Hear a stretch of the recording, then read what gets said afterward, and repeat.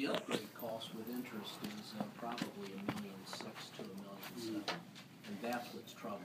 Well, and let me separate these up, because you're quoting a number that also includes sponsorships or backstage or VIP spaces, and that's a whole other source of revenue.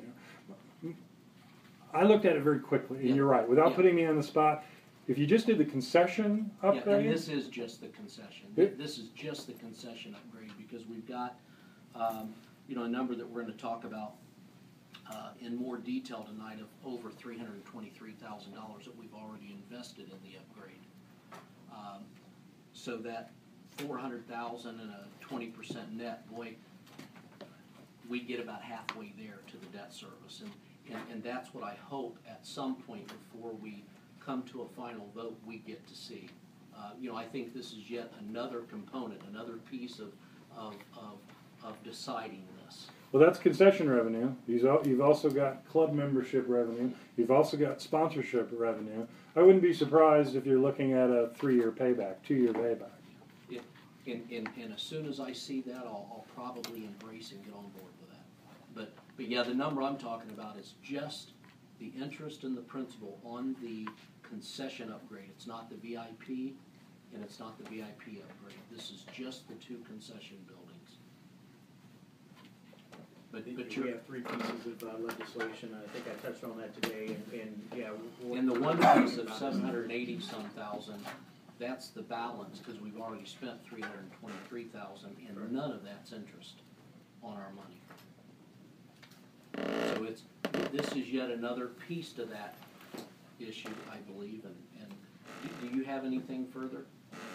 No, I don't. We're thanking Mike and his staff for spending some time with us, and a lot of work that they've been doing and providing good suggestions and boy, their knowledge is priceless. It is. Thank you so much. It is. And thank you. Boy, I think we're going to do well, and especially by having you folks on our team. Great. Thanks a lot. Can we introduce the other? Nope. I'm sorry, I should have done that. Bill Lane is the first gentleman. Bill handles all of our sponsorship program sales and works with our premium, what we call premium seat department, and that's a woman by the name of Jen Schoonover, who's back in our offices, who designs the season ticket programs, the VIP space programs, club memberships. Ryan Jaspers is our operations and technical, our production manager, and he's involved with our Taft Theater, with Riverbend, and with PNC Pavilion, as well as the festivals that we do, arena shows that we do. So he came up today. We spent the afternoon at the venue and then here in meetings. Ed Morrell runs our Taft Theater downtown and does our festival work. He's going to be very actively involved in the Huber Heights facility. And Matt Dunn runs Riverbend and PNC and works on our festivals. And the point that was made earlier, there's 100 years worth of, and I think 10 venues and even the Ice Capades. So I'm 75 years now. Thanks a lot. Thanks a lot. One question before we take off. Yes, Mayor. The proposal for our venue now, is it the same as how you run the PNC concession, or is it different? It's different. And it's an old story. I'm advocating and recommending that you do this all in-house, and I would do the same thing at Riverbend and PNC if I had the opportunity. Coney Island, the amusement park, donated the property to the Cincinnati Symphony Orchestra 35 years ago, and one of the, let's say, conditions was that they provide all the parking around the facility, and they also provide the concession. They act as a concessionaire. If any of you are familiar, Kings Island and Coney Island was owned by the same people. When they built Kings Island, it was a death knell for Coney Island. And so some really smart people in the city and with the symphony and Coney Island, Kings Island got together and said, well, let's give the symphony this land to build Riverbend, and it will reinvigorate Coney Island, which it has done. And they've become very successful and been able to invest in their property with rides and water slides, and the economic impact just is a lateral thing. So that's the reason for the difference. Plus, this is a smaller building than a 20,000 seat facility. Thank you. Okay, thanks so much. Thank you all. You guys have another meeting. Thank you so much. Nice meeting you. Talk to you soon. Nice meeting you. See you. Bye-bye. Take care. Thanks, Mike. Want to continue the discussion? Sure, absolutely. Okay. That leads us to the process part and where we stand regarding the legislation that is still pending. Those three pieces. We've got the $400,000 piece, which is ratifying. We have the $99,000 piece, which is equipment upgrades, and then the remaining 500. What's the amount? 500 and 700 and. I wrote 383 because you told me that. $789,000, if I correctly. 758. $758,000 for the again concessions. That creates a situation, and the situation is that $400,000 ratification that was in there was a result, as you recall, we had an original amount of $1 million that we had talked about. We had an opportunity to reconcile that. Thankfully, because $1 million obviously was not correct. One element of it was contingency, was not considered. And speaking of contingency, $400,000 is a ratification of money that has already been committed from that contingency. There were change orders done in May, I believe, that had to do with the modification of the footprint of the concession stands. That explanation, I'm not certain.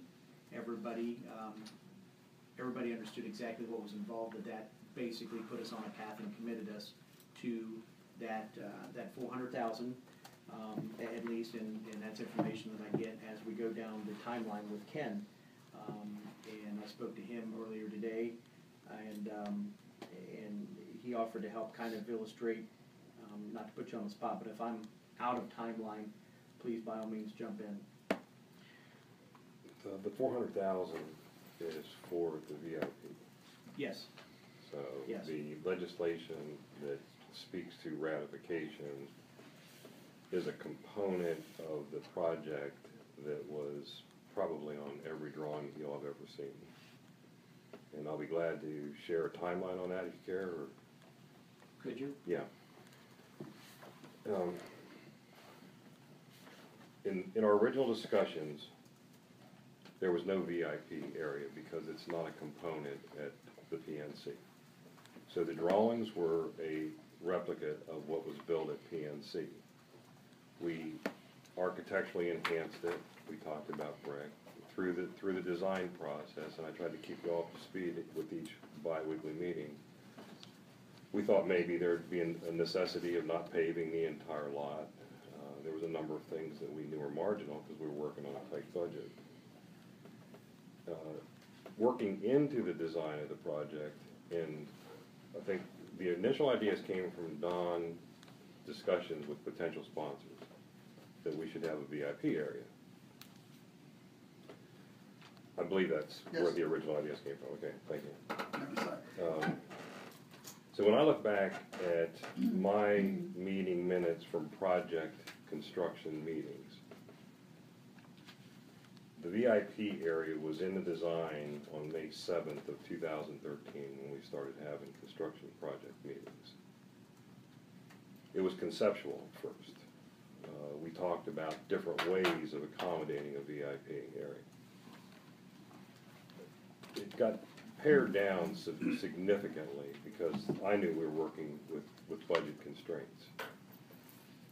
In the final analysis, when we had enough of a design developed that I could price it, the added component to the building was in the $400,000 range. So that's where we come up with the $400,000 number and stuff with it. Ken, September 24th, 2013, when this plan that was presented to Planning Commission took place, did it include the VIP section? Yes. And when were we told officially that we needed to pass legislation for $400,000? If I understand what's transpired, that's not happened. So you were given an opportunity to hear a presentation about how it could be paid for through sponsorship sales. And based on that direction, it's stuck on the plan. But to answer your question, when you were given the opportunity to approve legislation, I do not believe that's happened. And if it's okay, just to dialogue this a little bit, what I really have concern with is that we're asking council to pass a piece of legislation ratifying the actions of city council. There's been no actions of city council. And on September the 24th, 2013, Planning Commission approved a set of drawings that included the building as it sits today with the VIP. Correct. What council approved, not Planning Commission, but what council approved, quite frankly, was $18 million. We don't approve details. Okay, so we approved $18 million. Now, would that have been before September the 24th, on or about September the 24th, that we would have approved that, Alan Schaefer, that $18 million? That was before, I believe. Okay, so, all right, so this council would have approved $18 million. The drawings then went to Planning Commission. Planning Commission approved those drawings, and we started building us a music center. Well, we had to ratify it. We haven't ratified anything. The planning commission, No. We haven't ratified anything. No. We're being asked to ratify our actions in this piece of legislation, That is correct. which is a little confusing to me because I don't know of any actions we have taken and any actions we need to ratify. That's one bugaboo I have. But it went to Planning Commission and we've been off to the races, correct? Correct. Continue, please. Sorry to interrupt. Back to the timeline. In May of 2013, we finalized details. In June of 2013, from a project perspective, that VIP design was distributed for everybody that was involved in the project to, have feedback on. And in early June of 2013, I finally had a good price put together on it so we could, identify the cost. Early June 2013, in a meeting that Dave Studebaker, Don, Scott, and I attended, I was told to remove it from the project because we were stuck with an $18 million budget and we weren't going to spend a penny more than that. I came to the administrative committee meeting following that, and that's when the presentation about sponsorship. So basically, you all heard a presentation about how sponsorship sales for this area could support the $400,000. And from that point forward, it's been back on the plan. So on June 21st, as I look back through the project budgets that I maintain, I put a $400,000 number on the project budget as a contribution that was coming from someplace other than the $18 million. And my thought process was we had this sponsorship sales that was going to support those. Alan, up to this point, anything done incorrectly by anyone? Up to that timeline, that date that Ken's brought up. I mean, should we have had an opportunity to have voted,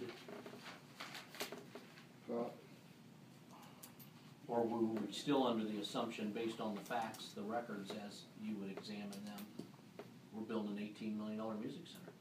well, you are building $18 million music center, Okay. but if the project was,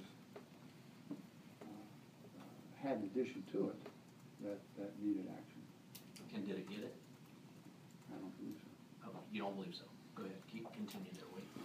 That's really, you know, the end of my timeline on the VIP, because from that point forward, it was finalized on the plans, it was priced, it was bid with the competitive bidding process, transpired with the VIP area attached to the building, and it went to planning commission for the final detailed development plan approval on the 24th. And has been, it's 85% complete. So the one thing I would point out as chair that I have an issue with is ratifying the actions of city council as it relates to the $400,000 VIP, because we've had no action. I agree. And this whole time, at least some of us have continued to ask, is this project on budget? And the answer has always been yes. That's been the answer. Okay, you ready to move to the other pieces of legislation? Sure. Can I just ask again? Sure. Did you say that the contract was bid, the construction contract was bid with the VIP section within Yes. it? Okay. And what date was that? That's one date I don't have on my timeline. You don't know when it was bid then? There was a special meeting, I wanna say it was September 17th? Does that sound right? I think it was actually bid in August. August 17th? Uh, I can look real quick. That would have been the result, Absolutely. that would have been the result of the Let me bid, check. so. Okay. Now, that construction contract was still under budget when it was let. We were still under the $18 million when it was let. Well, you'll remember that we bid the concessions as a shell, a complete open shell. Okay. We, even in the original design, we anticipated that concession buildings would have coolers and lights in them. So, but in the bid package, we had them bid as a shell. Okay. And I missed that detail because if anybody's been talking to me, I was always under the impression that we had coolers in it, and I was surprised when we didn't. And we didn't bid the sign package. And we didn't bid the sign No, package, so- but the VIP section was bid in the contract. The shell of the VIP, yes. Oh, the shell of the VIP. Because the shell, the VIP design matched the concession design originally, where it was just a box to sell out of. Okay, So the food would have been prepared elsewhere and brought in. okay. So the additional money we need for the VIP section where that's actually gone into it is more than the shell. But what's in both? There's now kitchen equipment designed for the VIP area as well. That's one of the three That's, pieces of legislation. that's the $99,000 component of the, Right, but that's not the part that's 70 or 80% complete, though, is it? no, Okay, the part that's 70 or 80% is the complete, 400, was that in the construction contract? Yes. when you bid it? yes.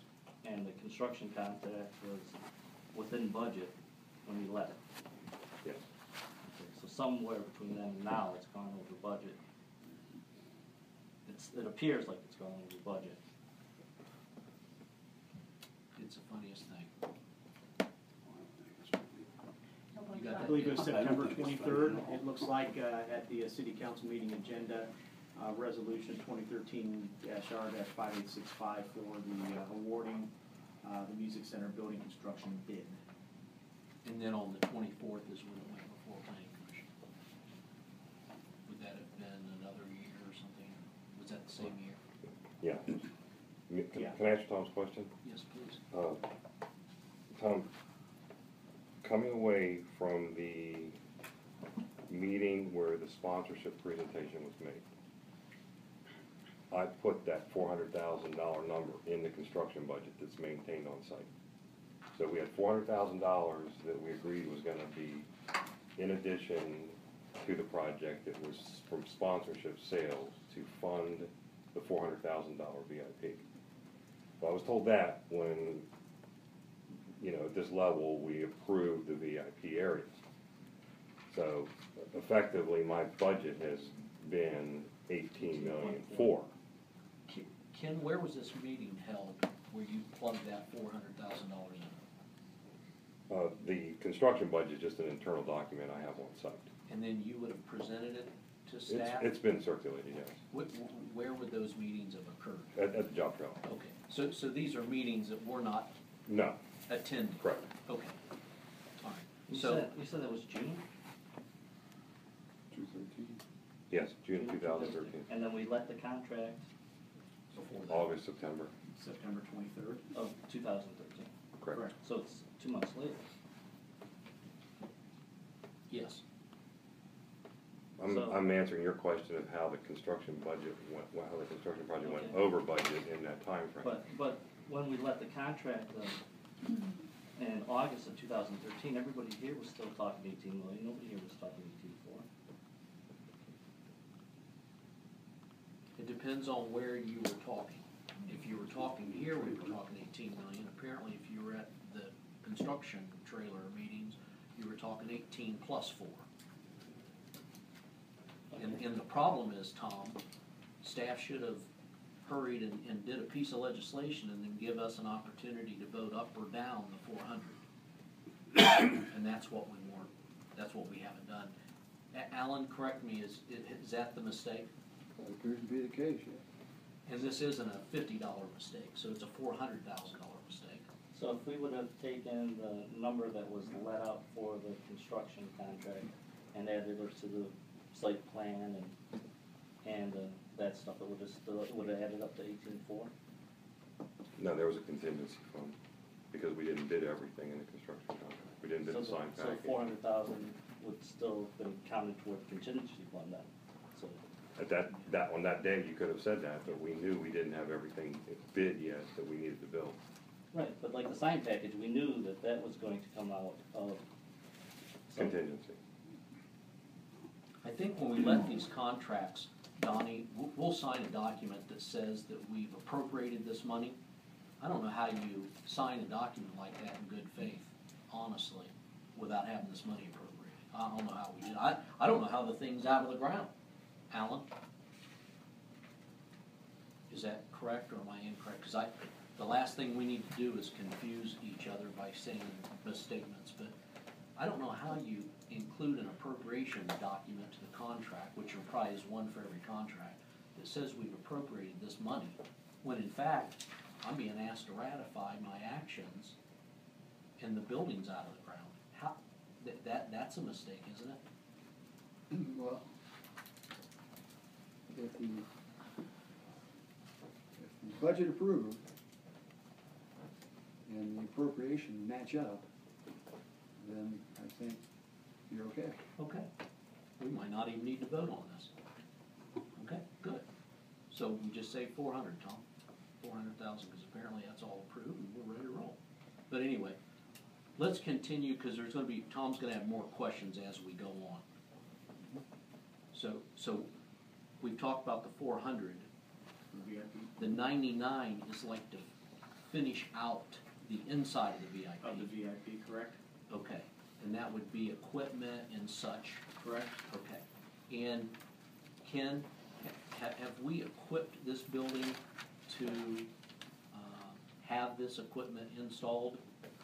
Has there been any provision made to the building? Yeah, the first dollar amount that Rob was speaking about, which I don't believe is $400,000, it's a total of 184 plus 139. So you all were presented with two change orders and approved them. One was for $184,000, $262.24. Now, is this the concession buildings? There was VIP money in the second one that we're gonna talk about as Okay. well. That changed the configuration of the VIP buildings. Okay, so stop for a minute.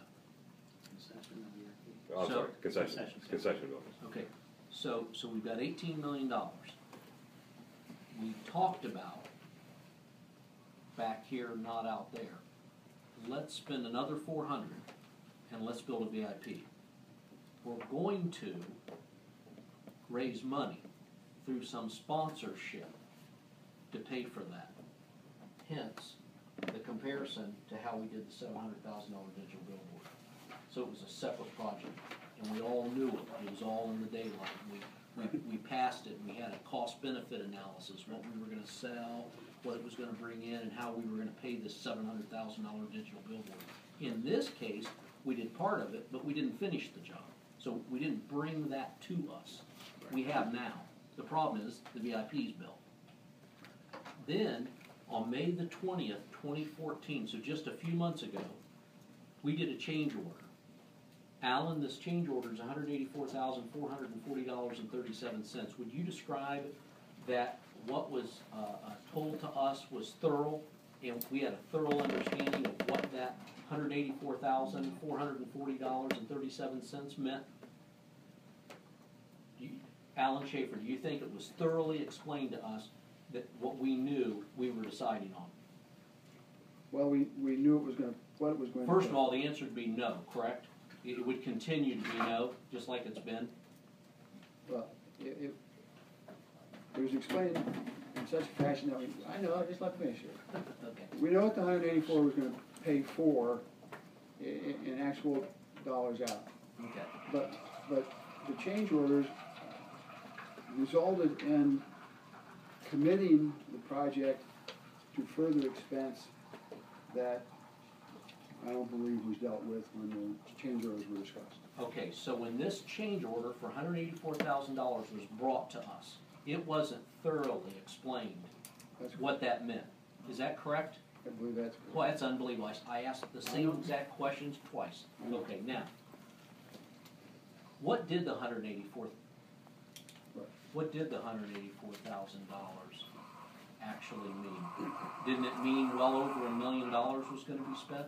Well, that's what it appears, sure. Okay, and after that, Rob, now you were the interim city manager and the city manager during this period. Yes. You've continued to hear, have you not, when asked by council, we're still on budget.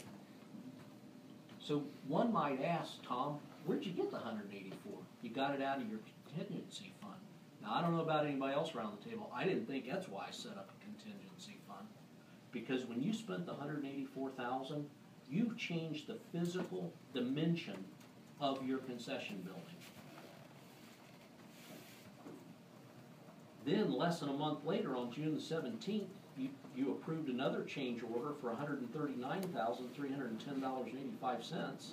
Now you've spent $323,000 on your concessions, and what that change order caused was the rough ends and stuff to be put underground that would accept this $789,000 worth of stuff you're being asked currently that's pending, where you've had a historic fourth reading on 3 pieces of legislation in the month of August.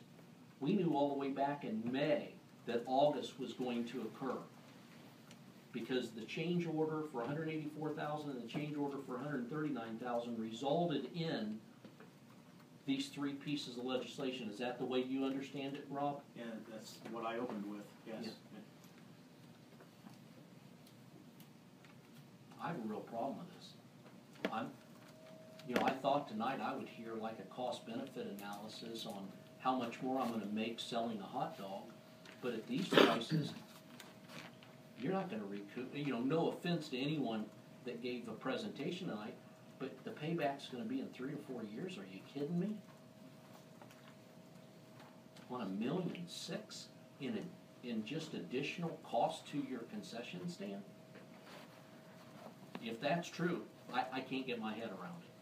So a cost-benefit analysis at some point in time, we got enough finance people, a cost-benefit analysis on a simple hot dog, I'd like to see at some point. But back to these change orders. Is there any more timeline, Ken, that you have?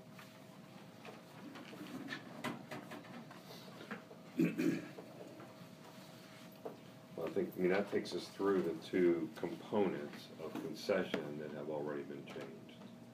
So the rest of the timeline is kind of what happens from here forward. I quite frankly would like to stick with the $18 million and you guys get back with us on what your plan is.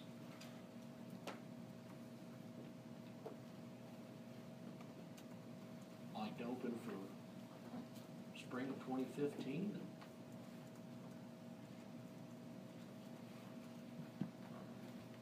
If we don't get to choose, I guarantee you 40,000 people don't have any involvement in it. And we didn't get to choose this. We were forced into this. We are back in the corner here. And that's appalling.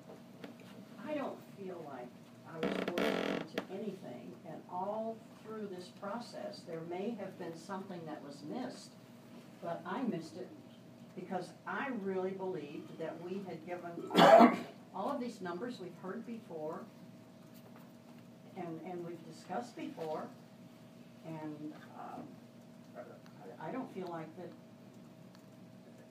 that anyone's pulled the wool over my eyes. I went in open, with my eyes open.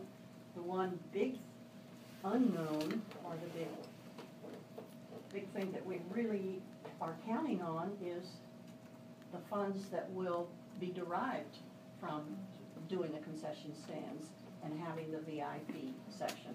And after hearing Mr. Smith this evening, I'm even more convinced that your original presentation was correct. Now, if we missed somewhere along the line not voting on this, I don't know what it was, because I thought every time the planning commission did something, we ratified it. We've had 3 readings, that takes us back a couple of months. Jan, none of these changes ever went back to planning commission. You have never ratified anything from planning commission on this project. I don't know what you're talking about. No, I'm talking about, he said that the original, that the planning commission approved the original VIP section, and isn't that what you're asking for again? What else are we asking for? No, we're asking for 400 on the VIP. What else are we asking for? The 99 for the equipment, Okay. and I don't know what the third thing is, you have a name? Concession equipment. It's $789,000, and that's included with $323,000, and that's a total of $1,103,000 that you approved 2 change orders, but you had no clue that what you were really voting on was going to total $1,103,000. And you're gonna say process, Rob, correct? That's what we're missing was the process? Yeah. But And each of those change orders had a number attached to them, they and they most sure certainly didn't did. go up to $1 million. No, they went up to $323,751.22, and you've got structural changes to your concession stand that unless you spend another $789,000, you wasted your $323. Okay, well, I didn't know that until I took the one piece of legislation, Jan, that staff presented at $1 million, and on a Monday afternoon, I calculated, called you, and I said, Rob, $1 million doesn't fix this. It was $1.3 million, so we pulled it back off the agenda. We've created these 3 pieces of legislation that they do or don't total almost $1.3 million. They do. Okay, so these 3 pieces of legislation replaces the original piece of legislation that was $480,000 we needed more for the VIP and $520 for the concessions, when in fact the concessions alone is short $789,000. So what part somebody understands here over me, they must be an absolute genius with all this, because I cannot figure this out any better than I have. The first May 20th, 2014 change order of $184,440.37, it was not explained to this council that if you approved that, it was going to change the footprint of this concession building. Did it, Rob? They did. And then the next change order on June the 17th totaling $139,310, we were never told that was for rough ends. That would result in an extra, in addition to these 2, an extra $789,000 being needed. We were never told that. And that totals, with interest, about $1.6 million in just additional cost for your 2 concession buildings. I don't know how you paid for that. I'm sure the return isn't gonna be in 3 years though. So what's the fix? Here's the fix. I think staff needs to go back. I approved 18 million. I'm good for that. Go back and come up with a solution. If they have the VIP already Built. built, okay, we have to go back to a fix of how do we handle that? Can sponsorships cover it? Is that what they're saying? They're bringing sponsorships? That's what I'm trying to get in Yes. my head. Now, in an effort to try to be okay with this, do you remember in 2 meetings, 2 separate admin meetings, I suggested to Alan and Rob they get together and firm up a written contract so we don't have another handshake and in a contract that doesn't look like what the handshake looked like? And did I not suggest you get with the one single guy that's stepped up and offered to support our VIP area? Have we done that yet? No, we haven't done that. And it would have been nice to have that piece, would it not have? So we could say, okay, well, although we're not gonna ratify the actions of council, because that's not true. We haven't had any actions. But we're gonna amend this language, and then we'll approve it because they've shown in good faith, they've got someone located that will pay for that 400,000. It's been over a month now, and it's our side that's been lacking. You've had the gentleman come to the committee and say, I'll help, but we haven't reached a contract with him. In the last contract we reached, we had to discount up front, and then we had to do more work to the lot. And it was because we had a verbal, then when we put it in writing, the written didn't match up with the verbal, and then we had to tweak that some more. So I'm not gonna go on a citizen's willing to help, but we haven't ever sat down with them yet, and it's a little frustrating. If you hear that in my voice, I apologize, I can't help it. So, yes, it would have been very nice to have at least got one piece of these 3 pieces of legislation off the table, but you can't, because your staff won't bring back a negotiated agreement, so you can say, look, we do have a VIP. But yes, here's the fix. Go back. I still haven't seen a cost-benefit analysis on spending this extra money and how I'm gonna pay for it. That would go a long way to convince me to think about supporting this, but for right now, I'm not gonna vote for this stuff, any one of these 3 pieces of legislation. But if you brought me back a VIP agreement that did cover the debt service, and then I saw an amortization schedule that matched up, and then we had a cost-benefit analysis by someone that would prove that if we spent this $1.6 million that we could pay for it, yes, that would go a long way. So I would just recommend that staff continue to work on this. And I appreciate your honesty bringing this up. Lou? Mark, it seems like, this is along the same lines that you're talking now in terms of sponsorship or whatever. But I thought we had the discussion when we saw that we had the extra expense, that we were going to have, what was it called, naming rights? Yes, naming rights. To help pay for it, and also sponsorship, Yes, to take up that financial slack. yes. So, and I think that's what you're Well, saying now. kind of. It wasn't to take up anything over 18 million. No, It was to help pay for Pay just for the it. 18 million. oh. Yes, and okay. I think later tonight, we're gonna hear about a sponsorship issue. But yes, to your point, we need to continue rolling our sleeves up and Right. working hard and getting some of these agreements in place. Now, the one, I don't know about a naming sponsor yet, but I know we've had a VIP guy actually come here more than once, and he's apparently wanting to sit down. And if we could just carve out a little niche of time and start that with him, I sure would appreciate it. Yes? You've not met, no one has met with him since he came here? So, about a written contract? Not a written contract, no. No. No. And we had a little confusion about the TJ Chumps because what we agreed to and then what was put on paper didn't mesh completely, right? Or are we building a building pad that we didn't think we were gonna be building? Or are we boring some soil borings that we didn't know we were gonna bore? You know, just stuff like that. So we prepared a written contract that once we talked a little further, didn't match the verbal contract, because the verbal contract's just as binding as a written, it's just harder to prove, right? Okay, so I just carve out a little bit of my day and try to do that. That's what I do. Will you Tom, your finalize- thoughts? You're speaking as well as I would speak if I could speak well. Thank you. So, Okay. Will you finalize our plan with this whole thing regarding other sponsorships, because, we need to know exactly what the facility is gonna be and what it entails, and, we'll come back with that,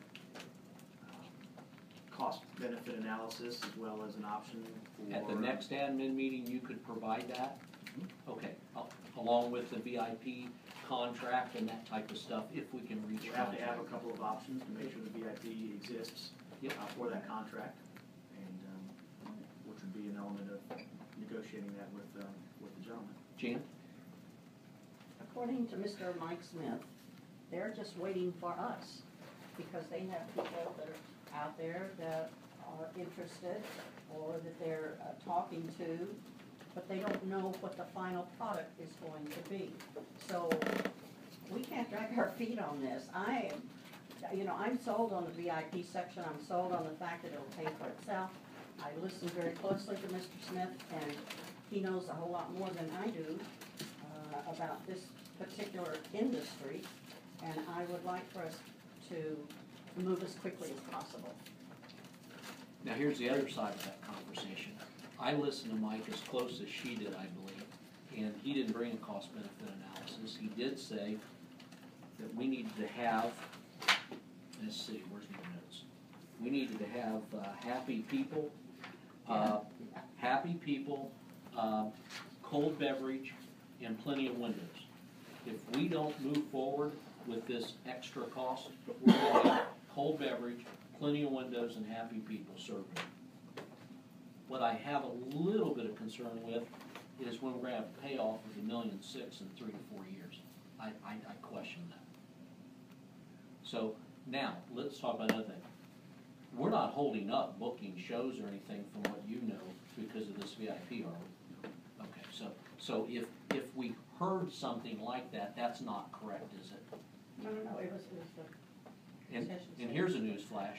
I get to work with Mike Cyber, because you have a VIP. It's not a question of you can have VIP. We got one, don't we? Yeah. Yeah, it's up out of the ground. So I'd go ahead and work on that.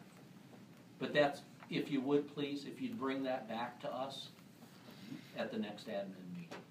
What else you have on the music center stuff? Just Hold on a minute. Just Mayor? on that one concession type thing.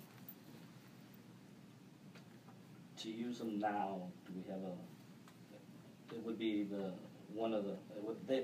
concessionaire would have to bring in their own cooling.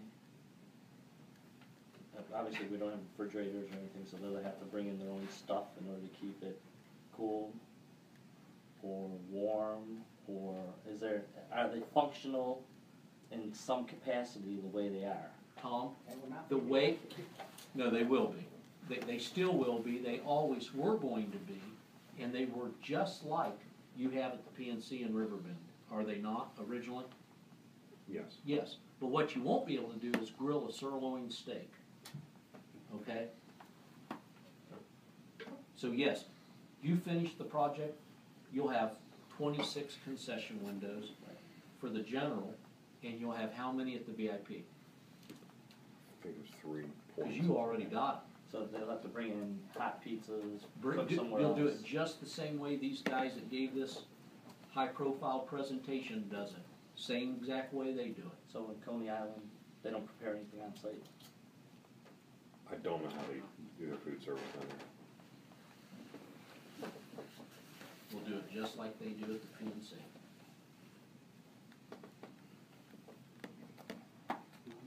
And the whole thing is, I mean, with interest, this could be upwards to $1.6 million. Man, if you make $1.6 million in 3 to 4 years doing anything at that music center, oh my gosh. And that's just the upgrade cost. You're spending $1.6 million with interest, Carrie, on just the improvement, not the actual original concession. What else do you have on the music center? There's a Can I letter. just ask procedurally, then would we be anticipating sending these on Monday to the 5th reading? Yes, yes. Stop running. It's the right thing to do, in my opinion. I mean, you're gonna approve $1.6 million with interest, and you've not even been given a cost-benefit analysis on $1.6 million? investment, cut me a break. Act like you're a bank. They're gonna loan out $1.6 million and not even be handed a pro forma? That can't be. So procedurally, I would say we'll carry on to another reading. I lost count. Is it the fifth one? It would be the fifth. Okay, good. Well, at least we're drawing attention to the issue, Tom, our mayor. It is, and though I agree with everything you have talked about, you want to just poll your committee, just to. Sure. Committee? If we're not ready to act on anything, and I'm not even sure if that's not correctly written, that's what we would be acting on anyway. Tracy? Agreed. Obviously, we're not ready. Okay. Rob? Would it be appropriate on Monday to ask for an amendment to the resolution, or to the resolution taking the word actions of council out and perhaps replace it, and I don't know whether this is With proper or actions of not, staff? actions of staff. Yeah, that'd be a good one. I'd like that. You run that by Alan. We can always change the legislation. That's your question. Yes, yes. Could we change it Monday? We can change it tomorrow. Could you, well, we couldn't change it tomorrow because we're not gonna meet, but we No, will be no, no. meeting I Monday. didn't know procedure. Could you be ready by Monday and have that change in the packet, That please? has to be part of the vote or not. That would need to be, they'd have to amend it. That's now a because good it's one. for We'd public amend it. request and- We just amend it and pass it on to another reading, would Right, we not? absolutely. So could you make sure, Tony, that gets in the packet? Uh-huh. And we'll say ratify the actions of staff. What else you Whatever have? is appropriate. Yeah, whatever's appropriate. What else you have? Okay, on that issue right there, and if it comes to push to shove, are we saying that the staff approved the $400,000 already? No, if you pass this, you're saying that. Okay, all right, just as long as we're. Yeah, because it's out of the ground, and you guys had a work trailer meeting that you guys talked about, yeah, go ahead and build that, put that 400 in some other line item, right? So I don't know what you call that, I don't know if we're ratifying their actions, but that sounds like an action. Right, right, I wasn't obviously, there. most of that $400,000 has been spent. At this point, it's just who's gonna end up paying for it. Well, yeah, hopefully. Who's gonna The pay? answer is, the answer is the project's gonna pay for it. Sponsorship might reimburse that, but the answer is that's part of the project. And that's Right, the but- way that it's gotta be looked at. But since council hasn't appropriated, if council decides not to appropriate. Oh, yeah, come on, exactly, It's yeah, gonna come yeah. come from some. Yeah, That's Tom, the situation Tom, you there. can amend this verbiage and call it what it is, and then vote it down if you want to. But in the packet, out to the public, it says we're gonna ratify the actions of city council, and I don't mind if there were some actions we needed to ratify, we didn't do anything. No, I'm just saying that if staff has told the contractor that we were going to pay for it, They did. According to Alan, they did. Pardon? No, are you asking or saying that? No, I already asked that question about the appropriation document that's attached to the contract, and you said apparently, since, it's built. So, on Well- that subject, yes, we apparently appropriated the money for that, did we not? Well, I would say we have. The money's been Okay, that's the spent. same answer we had before, and the answer is yes, Tom. what I'm saying is if the contractor went out and spent $400,000 without city approval. He did. So we're gonna go on record in saying that staff approved that $400,000? You're gonna ratify their actions, yes, Well, sir. eventually, we may, Yes, yeah, if you pass if we this. pass this, but today, Spent out of contingency, yes. It's included in the 18 million. well, it's not included in this. Included in Or the contingency. Yeah, Plus- if we No, eliminate the contingency. contingency. Time out for a minute. Did you just say it, Tyler, that the contingency is part of the 18 million? That's my Yes, understanding. it is. It is. There is only 18 million. There's not 18 million and a contingency. Okay. Yes, it's coming out of the 18 million. Okay, so have we spent any more of that contingency on other things that brought it above? Yeah. Or are we just out of contingency? Yes, on May 20th, you spent $184,440 changing the footprint design of the concession buildings, and then on June 7th, you spent $139,000 of it putting the plumbing and such under the slab for the concession building to Right. accept the $789,000 worth of equipment that is pending on the Right, legislation. but still, everything we've spent is less than $18 million. Everything we've appropriated is less than 18 million. Well, we'll point to Ken. So Ken, far. could we do the 3 pieces of legislation that are pending and finish this project and be within $18 million? No. Okay. Okay, all right. So somewhere there's 400,000, 70% of $400,000 that's spent, that was either a decision made by our contractor or a decision authorized by our city staff. Two different, You approved Issues. $18 million as a council by legislation. The planning commission did what with those drawings? What do you call what they did? they don't approve any money. Oh, no, But they and I approved didn't the- say they did. Yeah. We approved 18 million, we didn't approve Right. the detailed drawings, but the planning commission approved them, did they not? So you've got two entities, city council, planning commission. We approved the 18 million, they approved that building. That building they approved included a VIP. These people are telling you it's 400,000, I'm not telling you it's 400,000. Exactly. Now, the issue is, if the Are contractor. we on the same page here so far? Well, the point I'm trying to make is if the contractor went out there and spent $400,000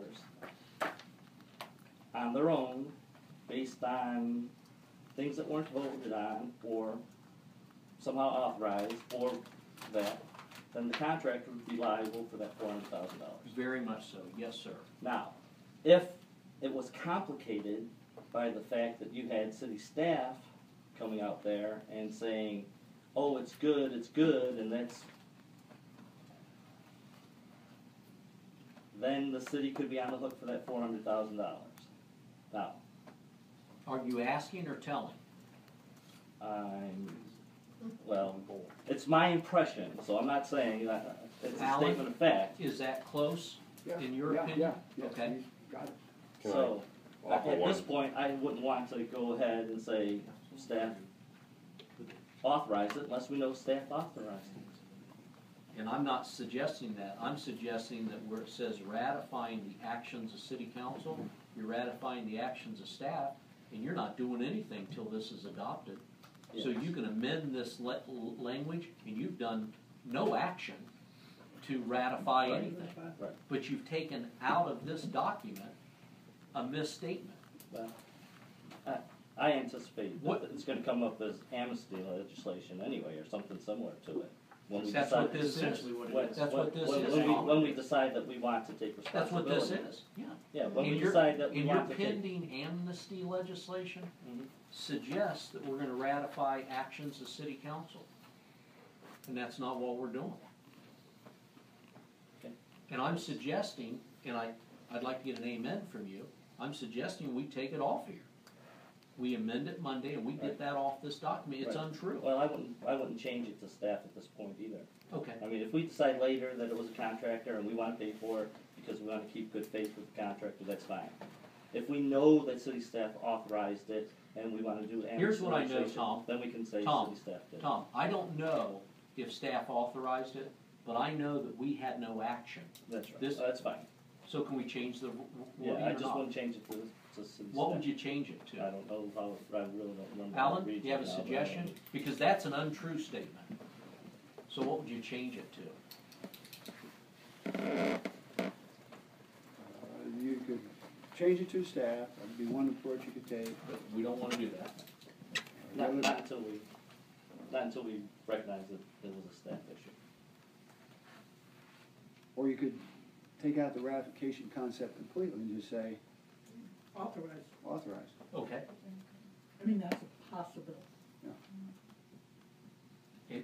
So the amendment would be taking out this verbiage that's untrue? Essentially, yes, that would be one way of doing it. Tom, would that satisfy? Yeah, that'd be fine. All right. Tony, can you make sure, Rob? Again, I don't know exactly what it says, but we could just utilize the same language that's in typical amnesty legislation, just as you brought up, Mayor. If perhaps that meets the same goal, basically we're authorizing the expenditures of, And I think that's similar to what you're suggesting, right, Alan? Yeah. Okay. So will you make sure, Tony, that that's in the packet for Monday? and along with it, a great big oops. Yeah. But we have to fix it, so, we're gonna have to come up with something. Well, We can come up with something, yes, to make that. Okay. And then listen, if we don't like it, we just won't pass the amendment. And we'll talk about it out front, we'll change it, okay? But what we're gonna do is get this off that piece of paper.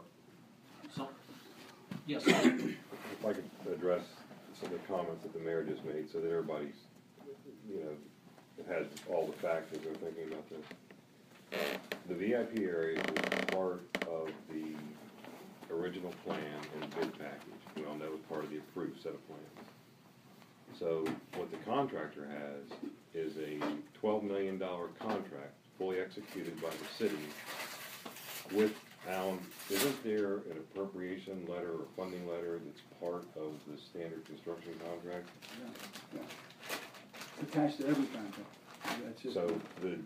So Messer Construction has a contract with the document on it that says the money's been appropriated for the contract. Right, so they have $12 million, and they were supposed to build a VIP section within that $12 million. That's Now correct. Now it's 12.4. No, it was in their original bid. Okay. It just wasn't in our budget. $1 million? $400,000 was not in our original So when budget. we add the contracts up Yes. out there, it's gonna be 18.4 It's, instead of. there's other sources of funding in my budget that I maintain. Besides that 400,000, the work that was done for Good Sports is an outside source of funding that is still part of Charles Juergens' construction cost. So all of their costs have to be in my budget. The only way my budget continues to work to $18 million is to show how these other components are contributing to it against costs that weren't in the original scope of work.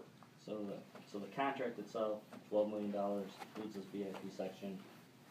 It's gonna be paid in there, but somehow that's more than $18 million Correct. when you add them all up. Correct. Okay. Yes, sir. Mr. Campbell, my concern is Ken a city employee? Alan, He's under would you contract describe to the what he city. is? He's under contract. He's to the city. under contract for the city as the project manager of the music center. That's correct. Why not our financial staff giving these money presentations, working with Ken, but we're hearing this financial information from the project manager and not from our financial staff. I don't know who's tracking our money. How much money to date has been spent on that music center to the penny? Who tells me that? Ken or Donnie or the financial people that work for the city? Is that figure available? Yeah. I guess my concern is why our financial staff is not given these numbers to your committees. Because it sounds like a lot of money is being moved, and I just heard Ken mention Good Sports is financing a portion of the music center. No, I find that odd. Vice versa. That's not what he said. Right, flip that. I'll flip it around. Flip that, yeah. Yeah. Let's talk about that. Let's resolve that. What was said, what do we mean? Want to try it? Yeah, Mr. Conway was talking about our work that we've done through the Juergens contract for the site preparation for Good Sports. He had one contract that he's managing, although it's one contract is two different jobs, but that's what I took from what your statement was. So the Charles Juergens contract was bid for the music center project as well as construction of the building pad on the Good Sports site. The construction of the building pad on the Good Sports site was not part of the $18 million. So, again, my internal budget, Donnie doesn't use my, there's a software management program that we use, Procore. That's where all my meeting minute notes are, and that's where I keep my budget. So for me to hold my budget at $18 million, things go out, which are the contracts, as they're entered in various categories. I mean, this is our budget. So each category becomes an expense, but it, as the mayor pointed out, if I add up all of our expense categories, it's more than $18 million. So in this budget, and this, I know this is hard to see, but there's contributions at the end of the budget. There are things that Charles Juergens is paid for under that contract that aren't part of the $18 million. The pad work at Good Sports. The VIP was the same way. There's things that Messer is paid for in the line item values that wasn't, to my understanding, part of the $18 million because it was going to be paid for by sponsorships. So that's shown as a $400,000 contribution to the project. So if you added up all my revenue sources, it would be $18 million plus these numbers. And actually my budget's $16.5 because $1.5 million was always attributable to the land. So if you add all that up, my budget would be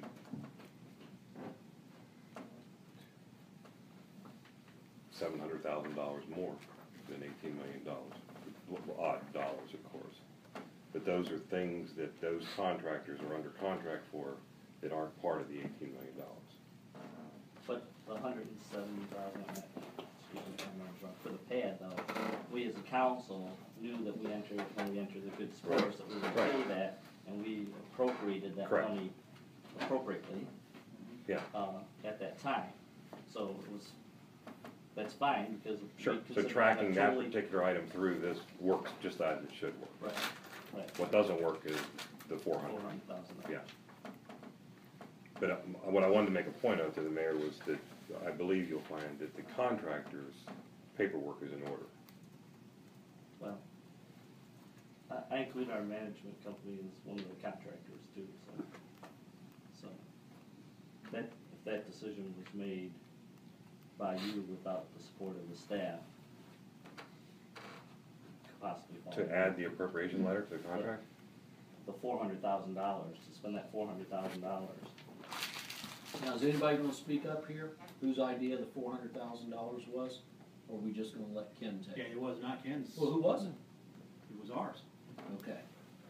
Ken I wasn't sure where you did were going with that. Ken did The what- reason why you didn't hear it, the same reason we didn't hear it. Well, Ken see, this managed is the part of my process as we concern, asked him. and I spoke at the last admin, there seems to be a lot of things coming to the surface on several issues and projects going on in this city. And you can do all the creative financing that you want and use your programs and come here and rob Peter to pay Paul, but the average citizen, they wanna know how much is being spent on the music center. And then when they see you got legislation for $1.6 million addition, oh, now it's 19.6? You know, we're not all financial geniuses. I know I'm not, but I have questions if it's going over budget, and we bank a lot on gonna get money. We're gonna get sponsorships. We're gonna get memberships and VIPs. I don't know that you have all of that in place right now. We keep hearing it, and I surely hope that these things are down the road, because we're putting a lot of money in the bank that we're gonna get if it all works out in a picture-perfect world, in a venue that we're not experienced in operating and running and having. And I just have a little bit of concerns when I hear some of these things. And I know I've spoke with Mr. Schomer and Donnie and some of the people and asked them questions. I'm not the only one that's asking questions. And then when we see stuff like this and hear things like that, we want answers. And I think this is a good approach in how you're handling this. My concern is, what don't we know yet?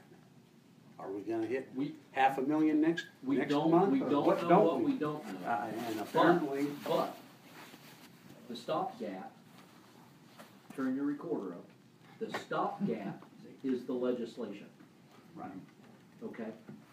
So if you come to the meetings out here, you know, all the work goes on back here, we've Sure. heard that. We don't pass anything back here, it's out front. but your decisions are made here. Are they? Well, Because we've, in my opinion, we've they are. gap stopped $1 million worth of legislation. In here, Uh-huh. and you're gonna vote on it out there. And it was out front, you remember that? and it was sent back, Yep. and that's where we tore it apart. Right. So the real work's going on both places, here and out there.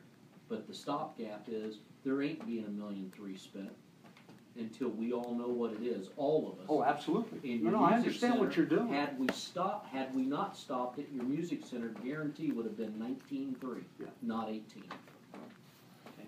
All right, then, just let me go back to June of 2013 then, because Ken said that he had a meeting early in the month where he met with the previous city manager and other staff and was told that the VIP section wouldn't fit in the budget and it's therefore taken out of the project, and then came to administration committee meeting and briefed that same thing, and coming out of that administration committee meeting, had gotten the impression that, that the $400,000 was back in for, because there was a sponsorship type thing. So after that particular meeting, which I won't know if I can check the notes for, both staff and he.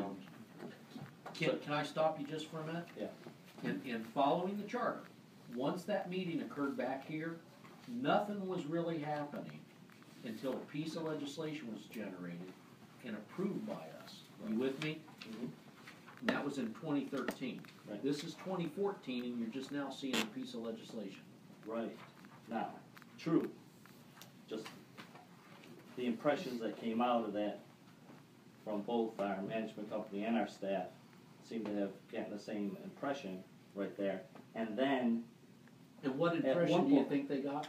that, to put the VIP section back in, and that $400,000 was coming. And then we backed that up And when- Tom, you're leaving part of the story out. And who was going to garner this VIP sponsorship? Council? That's. No, that was a Either way, staff now, initiative. obviously, nobody should be spending money until it's appropriated No. properly. Now, what we could do, But- Tony, why don't we pull the minutes to that admin meeting where all that presentation was given, and let's read one word about that presentation. Could we do that? We know the date. Oh, no, we can't, because you remember, it doesn't exist. Try that one. Then, the other part to that though, when we actually approved the $12 million contract with that in, we as a council should have had better control of our numbers for how. For what?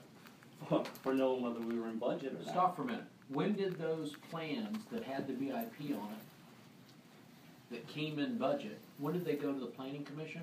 What date? September the 24th? 24th, yeah. And what date did we approve the budget?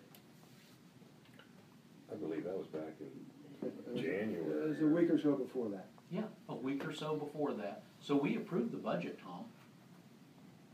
And then after we approved the budget, here these plans go to planning commission. They only had $18 million. The presentation in June administration committee meeting allegedly says that we're $400,000 over the $18 million if we include the VIP section. In August, we do a construction contract that includes the VIP section. So therefore, council should have known that we were $400,000 over budget. This June 2013 meeting, what was said? That we knew we were $400,000 over In budget? June of 2013, there was a staff meeting where Ken was told that we needed to get rid of the VIP section because we would be $400,000 over budget. In the next admin administration meeting, it was briefed that that was taken out and he was told to put it back in. Okay. Okay? So therefore, at that point, we allegedly know that we're $400,000 over budget. Then we have a construction contract that comes up 2 months later that includes that VIP section. Tom, do you also know we were told we were only gonna pave 1 or 2 parking lots? One parking lot was going to have to remain in gravel, and the other parking lot could be asphalt. Okay. And we knew that too going in. And you know that we extended the opening of the contract, the bids, for 2 days? Because we thought if we gave them 2 extra days, that would get us a better price. And then did you know the day the bids were open, that we were under budget, that we got everything down to the last tree? And the only budget that was approved was how much, Alan? 18 million? Yes, sir. So the day the bids were open, we approved how much? 18 million. 18 million. So your June meeting and what we were told and what we weren't told, I'll wait for the minutes to that admin meeting that says that, because I don't remember that. But get the minutes. Well, the other thing is, I mean, the committee, by its nature, is makes recommendations and assents to things. The official action for approving any additional money wouldn't have to take place out front. And I think what Mark's point is that, you know, whatever discussions went on, or in committee or not, the fact was that the $400,000 was never appropriated outside of the $18 million budget. We had similar discussion that we didn't have enough money to pay both parking lots. And everything changed, Tom, everything changed. The skies opened, and we waited 2 extra days. The bids came in better than we anticipated, and they came in under budget. We were gonna be able to do both parking lots, every tree, every shrub. It was a great day in New Braunfels. So what's your point? I guess my point is, in August, we approved a $12 million contract that if we would have added things up, didn't come up to $18 million. Because what I've been briefed today is $12 million included the VIP section. That was $400,000 more than our $18 million. And what we approved was 12 million or 18 million, Alan? Budget was 18. Okay? And it's still an $18 million project. But we approved as council $18.4 million worth of contracts. Did we? Well, that's Not to what I'm this briefed point today. yet. I mean, that was approved, but there's still expenses that haven't been incurred, right? So you're still under the 18 million. Are you still We under haven't the spent $12 it million yet. on the construction? They're not contract? complete. I mean, But is it gonna be $12 million, including the VIP Hold on a minute. section? Why are you guys asking for an extra 1.3 million? Because you need it or you don't need it? to finish the concessions out with the upgrade you need. Right. And if we don't finish the concessions, the project's not done the way it's been illustrated to us. Right. Now, that 700 and some odd $1,000 is above the 12 million, right? Yes. Right. But the 400,000 for the VIP section is not above the 12 million. You're talking about the Messer base contract. The VIP, But when you're saying 12 million, you're talking about the Messer I'm bid. talking about the construction Yeah. contract. I don't know exactly, but I mean, you referred to it as 12 million, but the construction contract. Yeah, it was 12,200,000. Right, so when you add 12,200,000 plus the site pack, plus the property value, plus all that stuff right there, it adds up to $18.4 million. So somehow council has approved, because we had to sign authorization letting the city manager like that says that we're gonna spend $18.4 million. So we've already passed the necessary legislation to spend that. We've already, without actually appropriating enough money to do it, is what I'm hearing today. Do you have a question or an answer? Well, timelines aside, it sounded to me like the builder initially got the plans with the VIP center showing on the plans and the initial budget. My assumption would be that they knew that was to be built and they agreed that could be done within the budget. So I don't understand the additional. Now, to the extra 1.3 million, what's boggling me on this one is I'm sitting here hearing people act surprised about it, but the public's been talking about it for a while now. So it has been known that we've been about 1.3 over for quite a while. How long? So it's no surprise. How long? Oh, I'd say a good plus or minus a month anyway. Yeah. Yeah. Yeah, we've had the 4 readings, Yeah. Glenn. So Right. we're not acting surprised tonight. We're getting to the bottom of what happened. Now, did you know that on May the 20th, we changed the configuration of the concession stand? Yes, I understand that, yes. But you didn't know that till recent.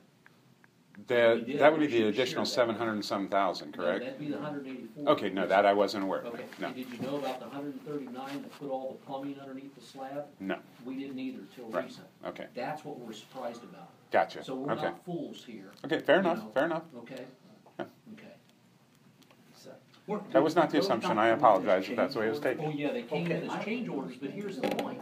Wouldn't you think a change order is a change like bad dirt, or you ran into something that needed to be moved? These change orders knowingly were gonna result in $1 million worth of expenditures. Okay. I mean, that's serious stuff in my book. I've been very troubled by this as soon as I figured out what the heck was going on. You gotta consider, the first piece of legislation brought to us was $1 million. When in fact, the day they brought the first piece of legislation for $1 million, they knew they needed 1.3. That's troubling in itself, is it not? Bit more than it looks. Yeah. You have something else, maybe more positive about the music center? No. Actually, it's not really a negative or a positive. There is a letter that I met with Ken to Messer Construction. I'm not even sure the title of the letter that needs to be signed, but I want to make sure to at least run it by committee and know that it changes some things due to these pending things and discussions and information that we keep finding out as we look into and manage this process. Can you explain the letter? Because I know you can a lot better In than I can. the original Messer construction contract, there was a substantial completion date of August 29th and a liquidated damage date that kicked in 30 days later. So if September 29th of 2014, they didn't have that building to the point that we could use it for a concert event, they would start paying liquidated damages. And substantial completion is defined as the owner's ability to use the facility, so that was their August 29th date. This ongoing discussion regarding the concessions has caused an inability to develop a finalized scope of work to complete the project. So while we've been working through these change orders, they've been unable to order equipment or decide how to finish out those two buildings. So I drafted a letter, and what it does is it waives the current penalty dates of August 19th and September, or August 29th and September 29th, and informs that once a scope of work is finalized, those dates will be reestablished. So it basically takes them out of the penalty situation that they find themselves in another week and a half. And again, I wanted to bring that up here. Normally, we might just process something like that, but it's an important component because I also want to make sure and review with Alan to see if that does not require an actual amendment to the contract, if that was basically a letter relieving him of the term of the contract. And, first of all, make sure that we're willing to go that direction, and then we will figure out the correct process of getting that taken care of. Which, again, I need to verify whether it's an actual amendment to the contract. And it would be. My And first it has inclination dollars is. And it has dollars and cents consequences. Yeah. So it should go before Tracy council. first. The requests for extensions are not uncommon, especially a project of this size, although we've had none, this will be the first one. So in that sense, we've done a good job. But time extensions come about as a result of weather conditions, as a result of inability to get materials by the contractors, or simply the contractor not manning your job with enough people, or actions by the owner, or a combination of all those things. In this case, it's not getting the concession stand issue resolved fast enough for them to stay within the time frame, and they're simply asking for a contract extension. How much time is Well, we don't know. I've worked with them on change orders.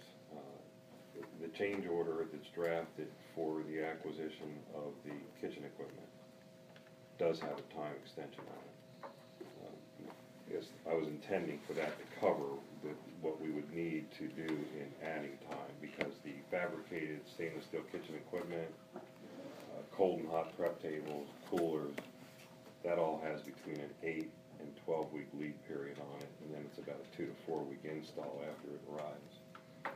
So I know we're not ready to establish that date yet, because that date can't be established until we're either willing to allow them to release an equipment order or decide that that's not how we're finishing the project, and then define a scope of work that we are gonna finish it to. All this letter does is temporarily relieve them of obligation under the 2 existing dates in the contract. Because we don't have enough information at the moment to reestablish what the new dates would be. Alan, it could be done in the form of a no-cost change order, and that would be more consistent with the way we've amended their contract in the past. But I didn't know if we wanted to do that, since we weren't reestablishing a time frame at this point.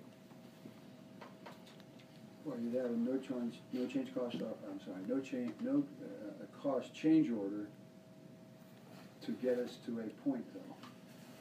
Which we can't establish yet, so that's why I did a letter, because I was just pulling those 2 dates out of play for the time being, with the inclusion that they get reenacted after there's a scope defined. And when is the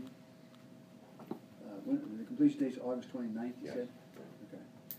So, is it critically important that we do that today? Yes, because they'll be in default before we'd have another council meeting. Oh, okay, yes, of course. Look, Yeah.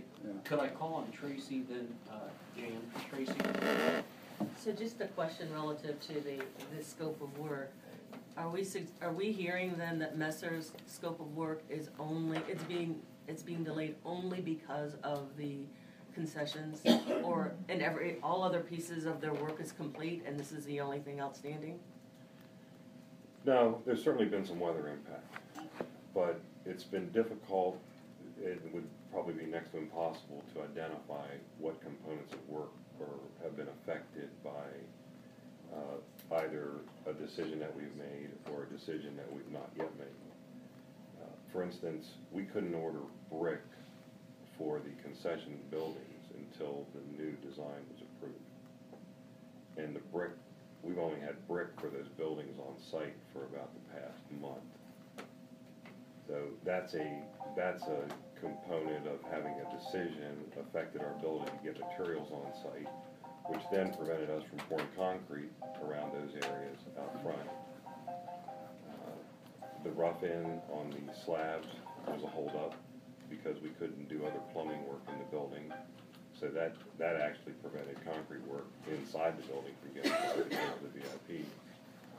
These things have grease traps in them that are long lead items for things that are fabricated. If everything in the concessions had changed the same, I probably would have been looking at some kind of weather time impact extension before now. The reason we haven't brought this up before now is because it would have, I was thinking that the concession change order time would cover everything we needed to do to adjust the project. But now we've got ourselves backed into these 2 deadlines. So it's not merely just the concessions, there's more to it. Yeah. Tyler, then Tom? 2 questions. One, does the contract have any liquidated damages clauses that relate to us? If we have delayed them for some period of time by our action or inaction, do we have to pay a premium to them? Second question is, I know a lot of contractors have projects that they bid to where they have to be done and off-site, even if we don't have a liquidated damages clause. As Messer told us, look, for better or worse, come hell or high water, we've got to get our equipment off of Huber Heights and onto Project X by no later than this date, so that we know what sort of deadline we're up against. Go ahead on the first one.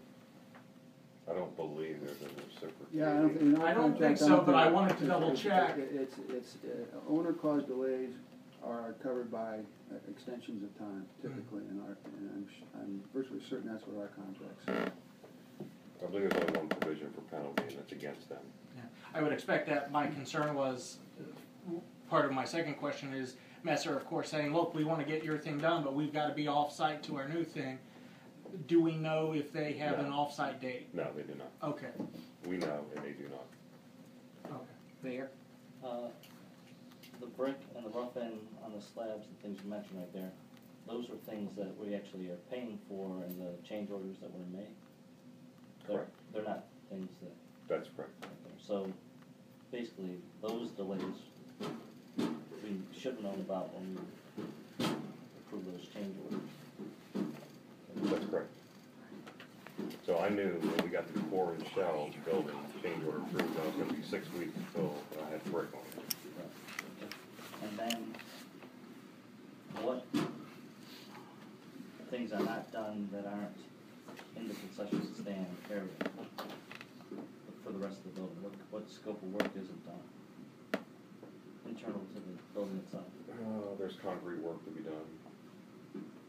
There's some of the architectural trim panels that are going up and around the building. The lower seating remains to be installed. And these can't be finished before the 29th?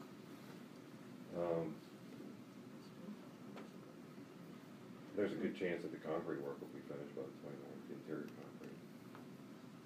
But the seating will be in the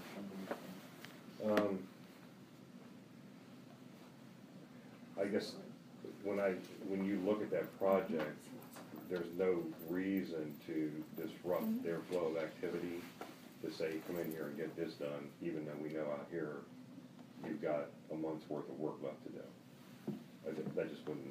I wouldn't do that, because the same concrete crews are working inside and outside. So the same concrete crews that are pouring concrete around the concession buildings that are now being bricked up are the guys that are pouring concrete inside too. So you need concrete around the concession Oh, yeah, stand still? yeah, that's complete concrete from the building out to the concessions.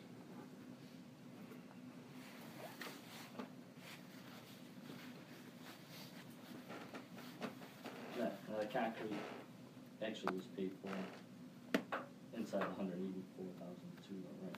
No, the flat work concrete was part of the original bid. Okay. That was part of the $12 million number, would have been the concrete work. Okay. But you can't pour concrete around the concessions Right. until you But- establish the footprint and then rough all the utilities into it. Right. Then you can start your concrete work.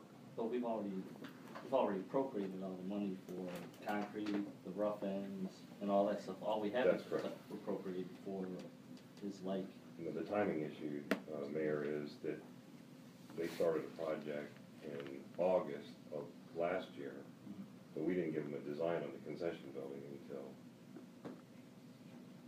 June of this year. So we held work up in that area and in the VIP area as well. And now, the reason we're talking about deferring penalty date without a known completion date is we don't know exactly what the finish out will be to be able to establish what the completion date should be.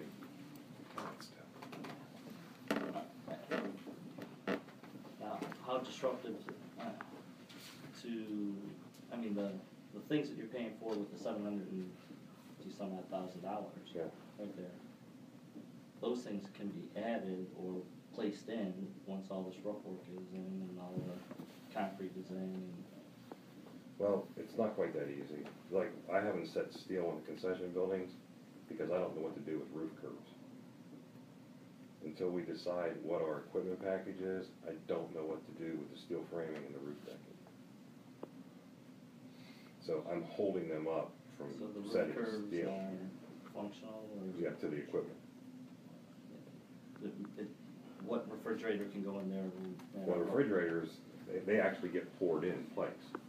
So they're recessed floors. So there's concrete work to be done around the refrigerators over there. So there's a lot of things And that those are. refrigerators are part of the 750,000. That's correct.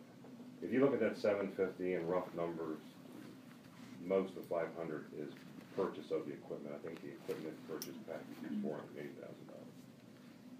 And the rest of it is, like, if you go in this concession building over there right now, the walls are full of conduits to pipes and water lines and refrigerant lines and stuff like that. They're just full for this equipment package to come in.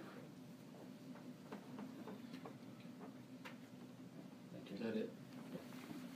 Okay, so you'll have a piece of legislation prepared for Monday? Yes, it's gonna come, For this issue. yeah, come either as an amendment to this or a letter or something that allows us to relieve them of that date of August 29th. What else you have? Well, I'm sorry, then, with the date and stuff like that, obviously, Ken, I'm sorry. Pardon? He's catching up I'm on some sorry. notes. Yeah, I'm sorry.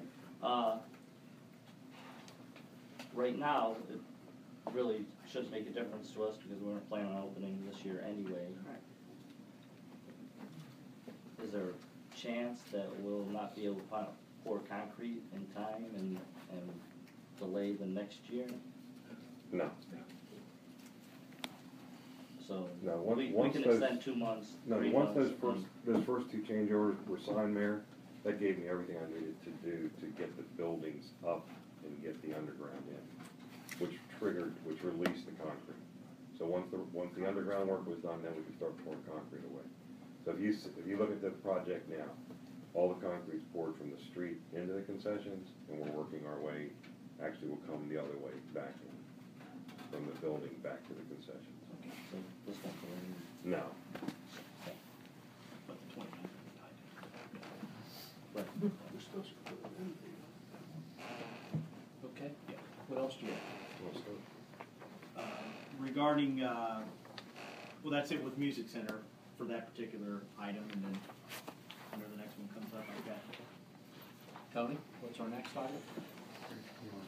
Music Center facility? Yes. Okay, Music Center facility marketing agreement.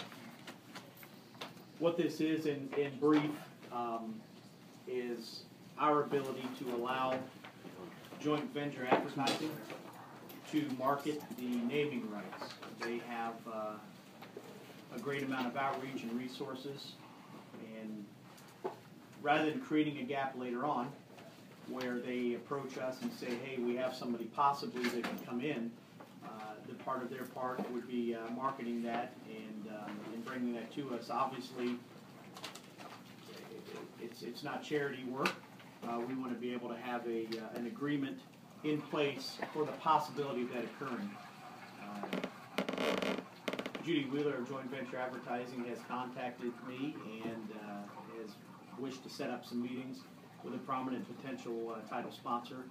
And before doing that, we need to have some administrative process put in place to legislatively support the ability to do that, because if a title sponsorship does occur in agreement therein, then obviously there is a commission involved, and that would be payment just like anything else. So we want to authorize the ability to do that ahead of time rather than after the fact. So this I will pass out is a sample agreement to sell sponsorship or naming rights, and then an exhibit attached that basically would allow a 15% commission of the value of that naming rights sponsor for the first year, and 10% for the remaining years of the term of the sponsorship agreement. Our existing sponsorship agreements that have occurred naming rights for the Aquatic Center, for instance, was at a 20% commission rate. So in the advertising and marketing world, 15% is the norm. When you buy advertising, they buy it for 85 cents on the dollar, we pay the full dollar. We negotiated and agreed 15% for that first year because there is a lot of garnering of the relationship. There's a lot of responsibilities to bring those people to the table, to really market and provide a lot of footwork, a lot of heart and soul into bringing that relationship to us. And from there on out, once that's established, there's some maintenance and there's some responsibilities to make sure to keep that sponsor happy. And that's something that is well handled by somebody that's in that business. So they agreed to 10% from there on out. Again, there's nothing yet to bring back in terms of a sponsorship. I want to make sure make that clear. This is establishing the process to permit that to happen. So I can pass this out. Jan has a question. Yes. Okay, I'm sorry. Yeah, Rob, I thought naming was gonna be taken care of. Not the this. naming rights. The naming rights is not part of the, For the whole center. this is the title sponsorship that which we get. It's not part of the expense or net profit with our relationship to Mimi. They do vendor sponsorships. They handle the operational and site type of an event sponsorships. But the overall naming sponsorship, title sponsorship to the facility itself, that which we own, that was not part of the Mimi contract intentionally because we want to maximize, the profits and the funds from that. They don't provide a sponsor, Correct, and if this particular instance, joint venture, does not provide the sponsorship, then they don't get the commission. This is Sure, I for the understand that. possibility that they bring somebody to us. Yeah, I understand that, but if we take someone to them. No, we would not take somebody. We would not. We would not take somebody to They don't them. have to do the contracts. I guess Correct, what this I is get. only if they bring somebody and we've engaged in a conversation already, that they have somebody they want to start a conversation with. So we want to be able to establish and stabilize the authority for that conversation and process now, rather than later. If that makes sense. I got a question. He has a question. I got a question. You said the first year 15%, Yes. second year 10%. The remaining What years, happens, 10%. what happens if the person who they got the first year backs out the second year and says, I don't wanna do it? Do we No, have to pay another this would be a 15%? multi-year contract, let's say a 10-year contract. Let's say ABC Cars, whatever, decides to sponsor the music center for, $10,000 a year, whatever it's gonna be more than that, but I'm just using hypothetical numbers. Don't print that, Stephen, that's not. The first year of bringing that relationship in is at 15%, if it's a 10-year deal, then they get 10% of the sponsorship payment the remaining years in term of that sponsorship agreement. Well, like the Aquatic Center program has it right now, but are they gonna renew it? Cause they're up for renewal. Or is somebody else gonna go? That's a good question, and we Because there's will start another negotiating with them. $30,000, I think it's 30 or $30,000 they're paying for that. And that's, Yeah, that could be another $30,000 we could lose. and that's why it's important that we are able to take on any avenue and possibility of marketing that title sponsorship, inclusive of the Aquatic Center, that's a separate agreement, but we want to do the same type of thing so that we can have the process in place for the music center as well. Yeah, good, very good point. So Rob, this would be on the agenda for Monday? Yes, and it is time sensitive because, as I mentioned, there is somebody that they are very eager to bring to the table for us, and we would like to get ahead of this, have that supportive legislation in place to allow us to have that conversation and potentially negotiate a naming rights deal with one. Tyler? If for some reason that deal falls through that's pending, the one thing I didn't see in here is a time deadline for JVA to be successful or not. And considering some of our recent history, do we want to have a sunset provision on this or a deadline to where after that date, if they haven't brought us a naming sponsor, that we then have the ability to go elsewhere and their right to do it as well? Okay, yeah, they're not exclusive, yeah, and this is Okay. this is not time sensitive because it's only if they bring somebody. Okay. So if they don't bring somebody, or to Mrs. Vargo's point, if we find somebody, they're out of that picture. So this is not bound or linked to any particular sponsorship or name or actual deal brought to the table. This is to establish our ability to allow them to do that if they have that opportunity. Now, the caveat to it is, they've already told me they've got somebody that they want to bring, so we want to get ahead of the game and not put the cart before the horse. Understood. So that's why there's no time restriction to it, because it's not linked to a particular deal It's not or a exclusive. particular thing, and it's not, to Don's point, exclusive. Understood. Okay, thank you. Tom, Mayor? On that same point, then, you could actually pass something similar to this with no company outlined and allow the general public to bring you the sponsorships in, or a company that. I'm not sure if the process would allow our expenditures to funds to an unnamed person. This is a particular We're service not for giving that them anything. vendor. I'm sorry? We're not giving You're them talking about a sponsor, I mean, like a sponsor. finder's fee open up to anybody that, you know what I'm saying? I mean, it's not Like if you exclusive. found a Yeah, company, I think you it's- brought Well, them here. or say some other company, well, suppose some other company heard that they had the non-exclusive thing. They said, I got these people that actually might do the sponsorship. They would have to come in and say, could we have the same Yes. agreement? Yes, they should, yes, absolutely. If they're professional, if they're in their business, yeah, I mean, to have a general finder's fee, yeah, we would expect them to come in and have an idea and a We don't proposal. want somebody to be able to go out there and say they're representing us when they're really not. And we don't even know who they are. Right, we want an established relationship, yes, absolutely. Because we don't know what terms, we want to be able to have control over what terms are set, what expectations are, so. Or a company that wanted to be a sponsor could. If a company wanted to be a sponsor, then that's a direct negotiation between us and them, and there's no profit for a finder's fee per se, that's just us to No, them. the point was if they didn't want to deal directly with the company, they could go out and hire somebody and say, we'll pay all your I costs to see. do it. Mhm. That's the possibility could happen too, So again, this, you could have on Monday night's agenda. Certainly plan on it, yes, Okay, as written. the committe's okay with recommending that? Okay, thanks, Rob. What's the next item, Tony? The Heights development, if there's anything. I do. Good sports. We have been attempting almost continuous contact. We have not heard back regarding the $150,000. I would have a big cardboard check here with me tonight. If we had the $150,000, there's certainly no question, but that is not the case. And I know there's been some question. I saw an email, I believe Mr. Schaefer forwarded it to me, that there was a question from somebody that even asked, well, why hasn't there been an update? And I think that came from a comment at the meeting that the suggestion was even made. And the answer to that is this is the first meeting that we've come back to after I told you we would go do that 2 Thursdays ago, and now I'm bringing that update and that status report to you now. I did send an email out, and I'll be happy to forward it to council. If you want me to read through it, I can kind of give you an idea as to where we stand.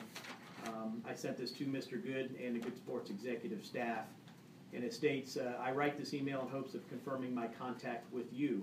On behalf of our community, we are all very excited at the possibilities the Huber Heights Good Sports Project will bring to the entire Dayton region. As you are aware, there have been some recent concerns and confusions regarding the status of the project, much like you have received at the other locations. The city has been and remains committed to partnering with this awesome concept and project and anticipate great success.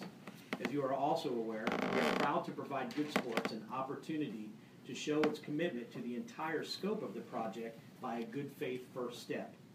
In my previous discussions with Mr. Homer, the thought of a good faith contribution to the project would show commitment and a level of readiness that will once again instill confidence in the project, both in our region and the other locations throughout the country. In addition, this effort enhances the equity position and reduces the need for construction financing. Nonetheless, we all understand Good Sports has put forth time and money in developing this concept, and it is hopeful that understanding is reciprocated considering the investment of time and money Huber Heights has also invested.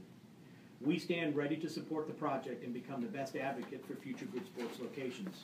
Fortunately, the process of the project has created additional growth and development, and although the Good Sports timeline has changed, ours has not. Huber Heights continues to ready the adjacent land and needs to prepare for additional projects who were either originally or after or alongside the Good Sports timeline. But now, those projects are ahead. In my opinion, this is a good problem to have, as the area will be even better prepared and valued for the completion of the Good Sports project. I must also reflect disappointment in the lack of mutual respect in regard to follow-up and conversations regarding this very important topic. Generally, when one remains silent is a sign of disagreement. In addition, when originally presenting the opportunity to continue moving forward with the project and working hard to keep momentum with Good Sports, we were returned with a somewhat confrontational legal response related to process and easements on elements that do not even yet exist. Based on the valued relationship that has been established with Good Sports and all the individuals involved, as well as the excellent reputation that exists in the core of the company, I am certain there is simply a lapse in conversations and discussion. This topic is one that is important to us all, and I feel it warrants continued dialogue. As mentioned before, we stand ready to continue advocating for and working towards completing this project, and most importantly, continuing conversation about the next step. Just as Good Sports has, our community has made a great investment in the future of this project, therefore our timeline remains. Since my last contact Friday, August the 8th, I remain anxious to hear back for a continued dialogue. I am very committed to further discussions, so much that I offer coming down to your offices for a day of visits with all of your staff and operations and hope to keep moving forward. I sent that yesterday, have not heard a reply. I have also called a voicemail message, have not heard a reply. So we will continue our outreach efforts. My last conversation, as noted, was August the 8th, and that's where it stands. Nice letter. Thank you. Very nice letter. Rob, I think the thought behind 150,000 might have been to cover some costs. It's exactly what it is. And I would point to you, Alan, please, to ask if the development agreement that we entered into with Good Sports has anything inside it that would force them to pay us or reimburse us for expenses. Not to my knowledge, no. And was there anything in the developer agreement that they needed to do to get us to do anything? Or was it more one-sided and we were the only vested party in the developer agreement? Number one, were we the only vested partner in the developer agreement? Were we the only one that spent money, or did they spend money too on the project in Huber Heights? To my knowledge, they haven't spent any money on the project in Huber Heights. And to your knowledge, have we? Yes. Do you know how much that is? Well, it's primarily the pad. And do we know how much that is? $65,000. Not that one, not that one.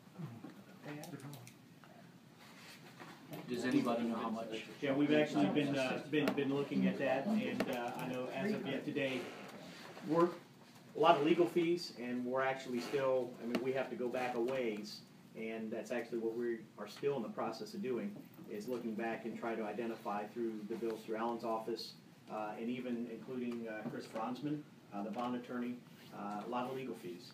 That's the main thing. Also in terms of, we've That's calculated. more than the pad work?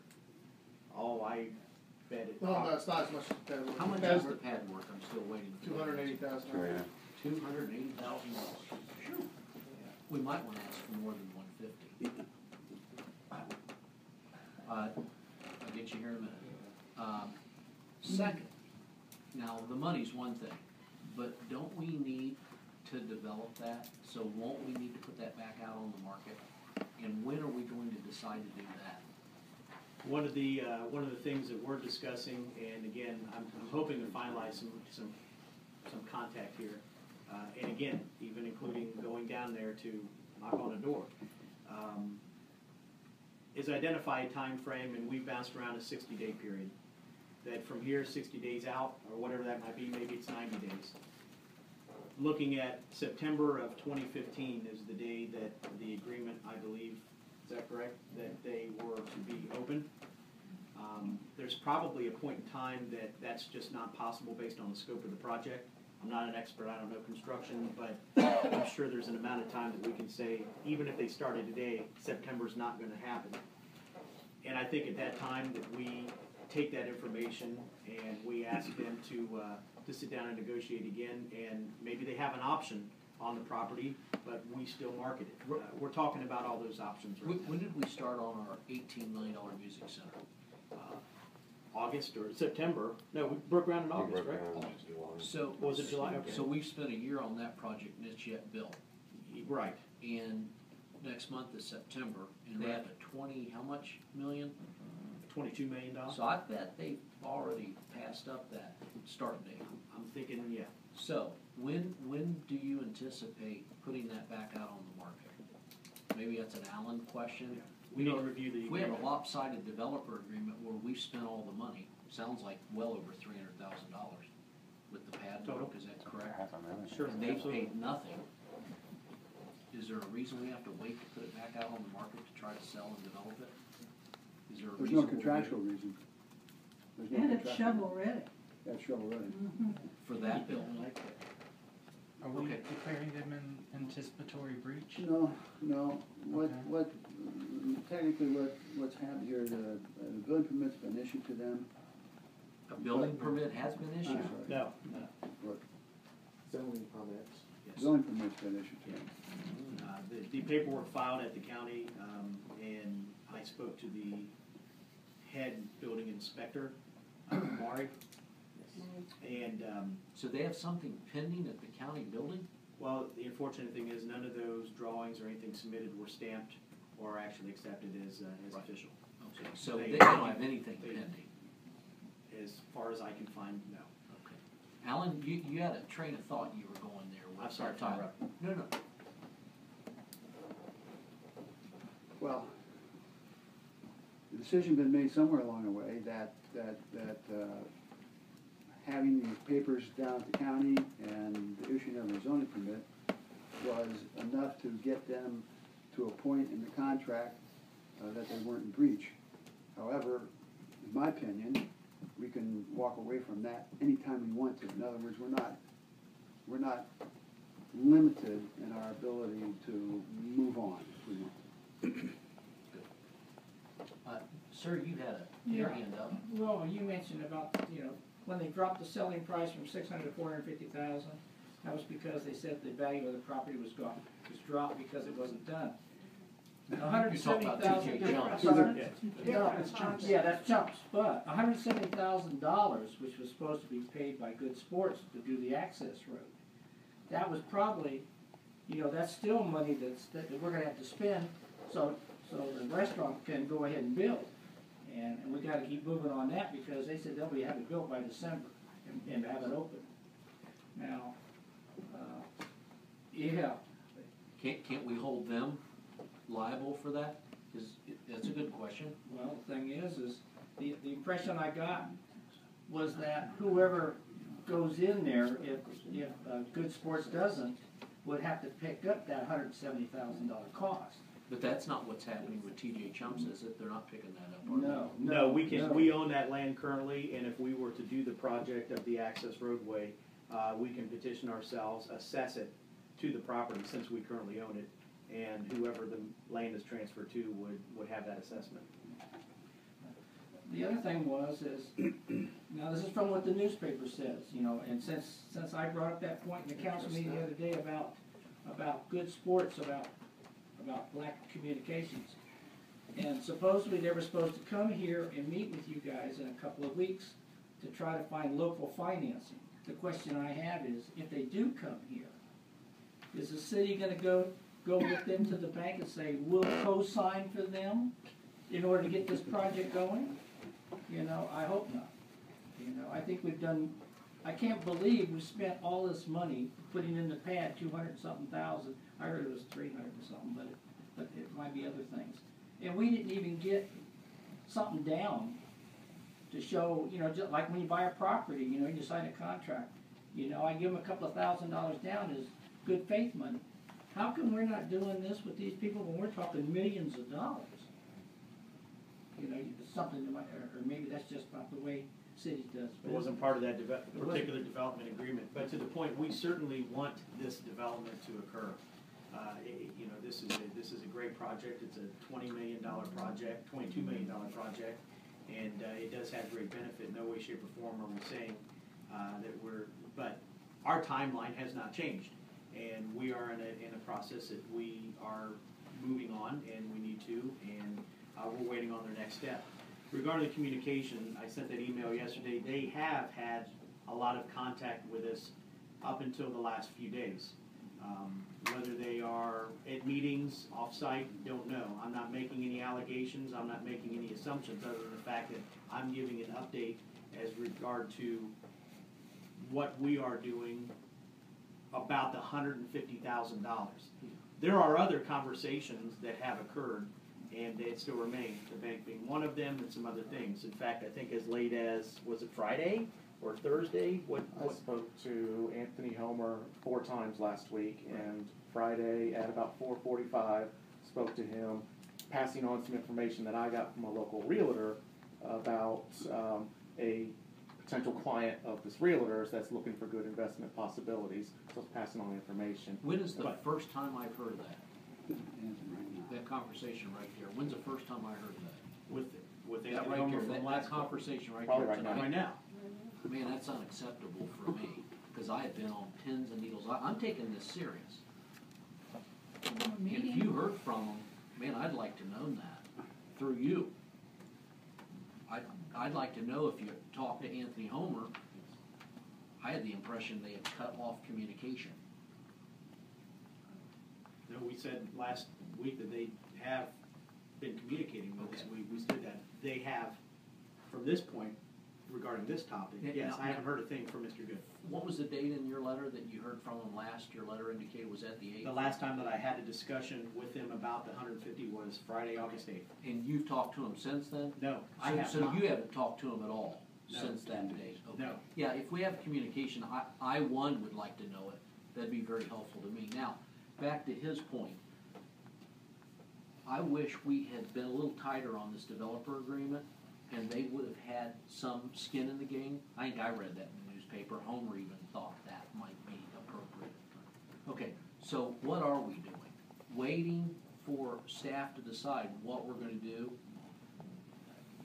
I don't feel real warm and fuzzy with that tonight. What are we gonna do? When are we gonna put this back out on the market? When are they going to, I mean, we asked for 150, they're into us for 300 plus. Yeah, I could write a check for 150. Yeah, when are we going to, I mean, sir, they're gonna have $20 million facilities, they're gonna have 25 of them, and they can't write us a check That's for what I what mean. they owe us? Yeah. They owe us double that. I mean, who are we dealing with here? So how, just, I mean, if they can't write a check, a corporation like that can't write a check for $150,000 and say, yeah, we're definitely coming, we just, you know. Yeah. That's why I said in the meeting, I think as much as I'd like it to happen, I think it's falling apart. I'd like They it to started out happen with too. 6 cities and I'd like they're it to down happen just too. a few. But what I wouldn't wanna do is 2 months from now, it's still not happen, and we still haven't heard anything. When you talk to them, Scott, what are they doing? They, what they've told me is they're looking for the final piece of the financing. And how much is it? It's about the $5 million range. They have 3 term sheets for the equity portion, they're looking for the debt portion. We sent them last week local bank contacts, so that statement about, so they can come up and try to meet with some. You remember last time they were here, was that Homer next to me? That was Richard Blaylock that came Okay, up the you last remember time. Richard Blaylock, he came up that day to be gracious enough to give up the first right of refusal on the TJ Chumps. Now, isn't that funny? They're into us for 300, they don't have a dime in it, and they're gonna give up the first right of refusal. I say, let them buy it, don't you? So that was nice of them to give that up. But were they here for any other reason? Wasn't it to extend the timeline? Yes, that was a part of it to Tyler? extend the back end. I'm gonna try to Sorry. maneuver around you. Just- Sorry. Okay. But they wanted to work with TJ Jones And and we, extend and the we timeline. asked them to cough up any money then? We did not. Not 25,000? Okay, cause I heard we'd asked them for 25,000 that day. Or it suggested that, and they didn't even go for that. But anyway, Jan, do you have something? I do. She's about ready to bust. Go ahead, Yes, Jan. I am. Go ahead, Jan.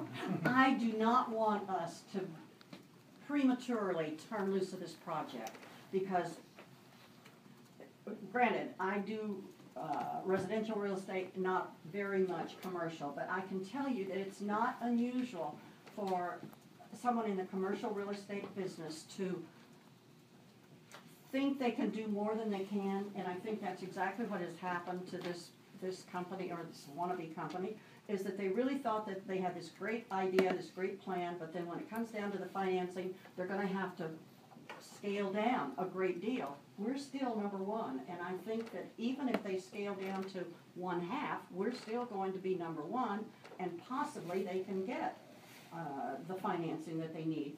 I'm not ready to turn loose of them, because it's too good a project for this city. And until we hear from them that we can't get it, but I don't want to drag our feet, we need to keep the communication open, and I'm glad to hear that somebody's talking to them about something. That's really good. but let's not be in a big hurry to cut them loose. Let's not be in a big hurry to do nothing but recap half of our expenses. Would that be fair? Or are you suggesting that's not fair to have them pay us half of what we've got into this? I think that was a very fair suggestion, And that's we've all not I'm heard, asking. That's what we're and asking. he's made this first step. When Have are our we problem. going? Second and third. Okay, so you've made more than one. Yeah, So it's not like you're throwing I the had towel. conversations up to August 8th, and So that that, was my that changes last one. things a little bit, doesn't it? Yes, it does. Yeah, okay, so that's what your letter said, right? Yeah. The letter you read indicated this isn't your first attempt. No. This is yet your last attempt. Yes. Okay, so, Up to, I'll fly down there. yeah, and so knock we're on the not door. jumping the gun. When are we going to have a deadline where if they don't respond to us with at least 150,000, we're gonna go ahead and put this back out on the market? What is staff thinking? I know you've probably pored over this for days. We are thinking what the developer agreement holds us to, and we need to make a good determination on that. And if that's not, that was the concept of, well, is there some way of identifying that there's no way they can commit to it because of a timeline? That was a thought that we've had, because we want to protect our interests in the future and have a plan B if need be. Not to boot them out, but to have a plan B. So that's what we're doing. And what that timeline is, or whether it's right now, I don't know, but that's, the agreement needs to be reviewed, and we need to Well, make that don't we all wish determination. we had put some additional items in the developer agreement? Okay, we do agree to that. So let's not leave this meeting and wish we had discussed this long enough, so I know when the deadline is, where we're gonna start marketing this again. Can you get back with us at some point? Can you make a commitment to get back with us on when we're going to determine putting it back out on the market? And Alan, do you know of any reason, based on the developer agreement, that we can't list it today? I know of no reason. So you believe we could list it today? Is that what you're saying, or? I believe that we can cut our ties to Good Sports anytime we want to. Okay, so that's a non-issue.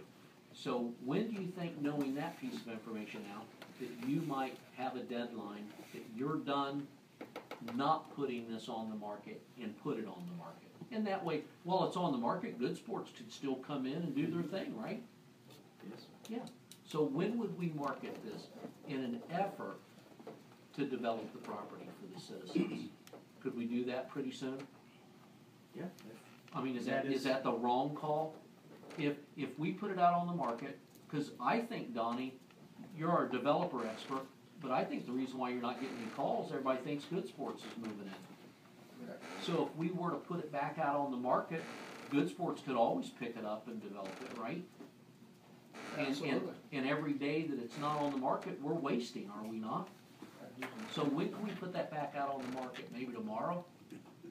Through our listing agent, over our development? And let's have some dialogue. If that's the wrong thing, let's not do that.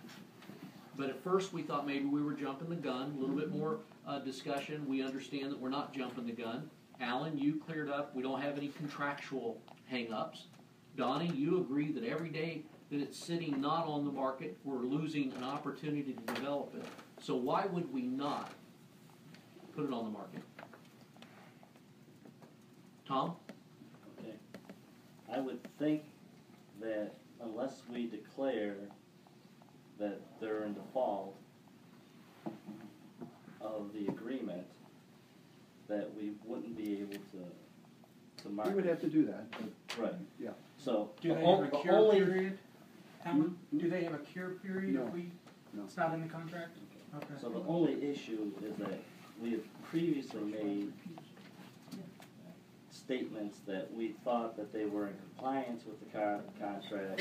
So city officials have said that, which I always thought was peculiar, because all we should have done is remain silent and says we're not going to declare them in default right now because we want to work with them, instead of giving them a reason to let there. But quite frankly, I believe you're correct that they could come back and say that we really started it, and if they really chose to sue over it, it would be. Yeah, they're not gonna sue over it. But I don't think they would sue over it either.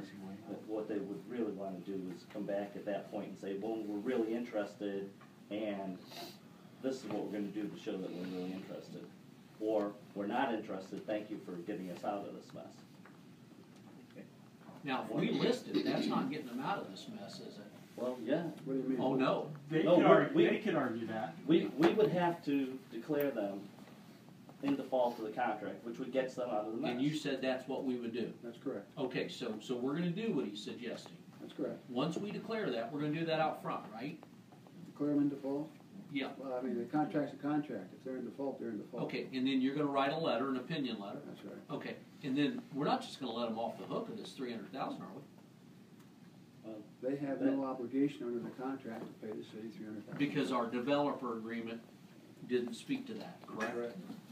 We just went ahead and invested the money with no fallback. Correct. Okay. I mean, I'm not reading the contract, but that's. Tyler, was that here? Tom's saying I'm questions sorry. I am. I mean, Tyler, please? We did not put a liquidated damages clause in that contract. Okay. It was discussed, but it was rejected and it never got added in. So unlike the earlier discussion where they basically have said, we need that extension from August 29 and September 29, because if not, you all get to have a monetary penalty on us. On this contract, our remedy is we get the property back. But to the question that was just asked, and Alan, correct me if you think differently, since we do not have any monetary recovery under this contract, there's no paragraph that says that they have to pay us anything. We cannot go outside the contract under Ohio law and force them to pay us anything. Their obligations, their risk is no greater than what's found in the contract. If we say they've breached it, then they are in breach. We get to use the remedies that are in the contract, but we can't go outside of it and say, well, we spent this money and you knew it, so you've got to pay us back. That was not in the agreement. They're not on that hook. That's contract law 101. Also, they don't own any real estate. Yeah, they don't own the real estate. We've got it. That's right. Yeah, so that's it, is we keep the real estate. They don't get the transfer. And the pad. That's approved Yeah, we get whatever's there. They don't have any title yet. The title's still with us. This gentleman has another Yeah. comment. You know what, since Jan wants us. I wanna leave the floor, when you're done, completely open for the mayor, because he looks like he's gonna talk. He's gonna burst. I don't, Tom, okay, the thing is, since we own the land, and they're trying to get the loan, the value of our land with the pad is probably, how many acres is this? It's greater. How many It's greater. acres? With the pad, it's more Yeah, I valuable. know, but how many acres is this? 6 acres. 6 acres. So we got about $300-something thousand in cost just for the land, plus the $280-something thousand for the pad. So we already got about $600,000 already in there, okay? Can't we let them have that as part of their, to try to get the loan, to assure the loan? That's what the development agreement says. Okay, but is that, maybe that's the sticking point with them getting the financing? That's exactly what's in the. It's in there, That's already in there. but if we don't give them the land, the banks have no recourse on saying, well, we're gonna take the land if you don't fall through. Well, but they'll get the land when they start to perform. Yeah, but they can't, okay. So, yeah, they can't perform, and that's up to them. We can't force them to perform. The banks already know what the agreement is, so they've already factored in the fact that they're gonna have the land. Oh, okay. Yeah, the land, they'll have the land when the financing goes into place. Oh, okay. They'll have I was it. just trying to figure out another way that you might be able to. That's appreciated. Thank you. Mayor? I got a few things, but anyway, in your last email, you talked about, I'm sorry, I knew you were listening. In the email you sent yesterday, you talked about a previous email or letter, and you referenced, they had sent you a legal response talking about licenses and easements. Could you expand on what those 2 emails? When we originally approached them with the idea of the $150,000, when we talked about, that'd be a good faith step, and like you to maybe contribute to providing that access road. The initial conversation with Mr. Homer said, you know what, it was a good conversation. I agree, that's good, and even when he spoke to Stephen in the paper, he said, that he understood what that's what was about.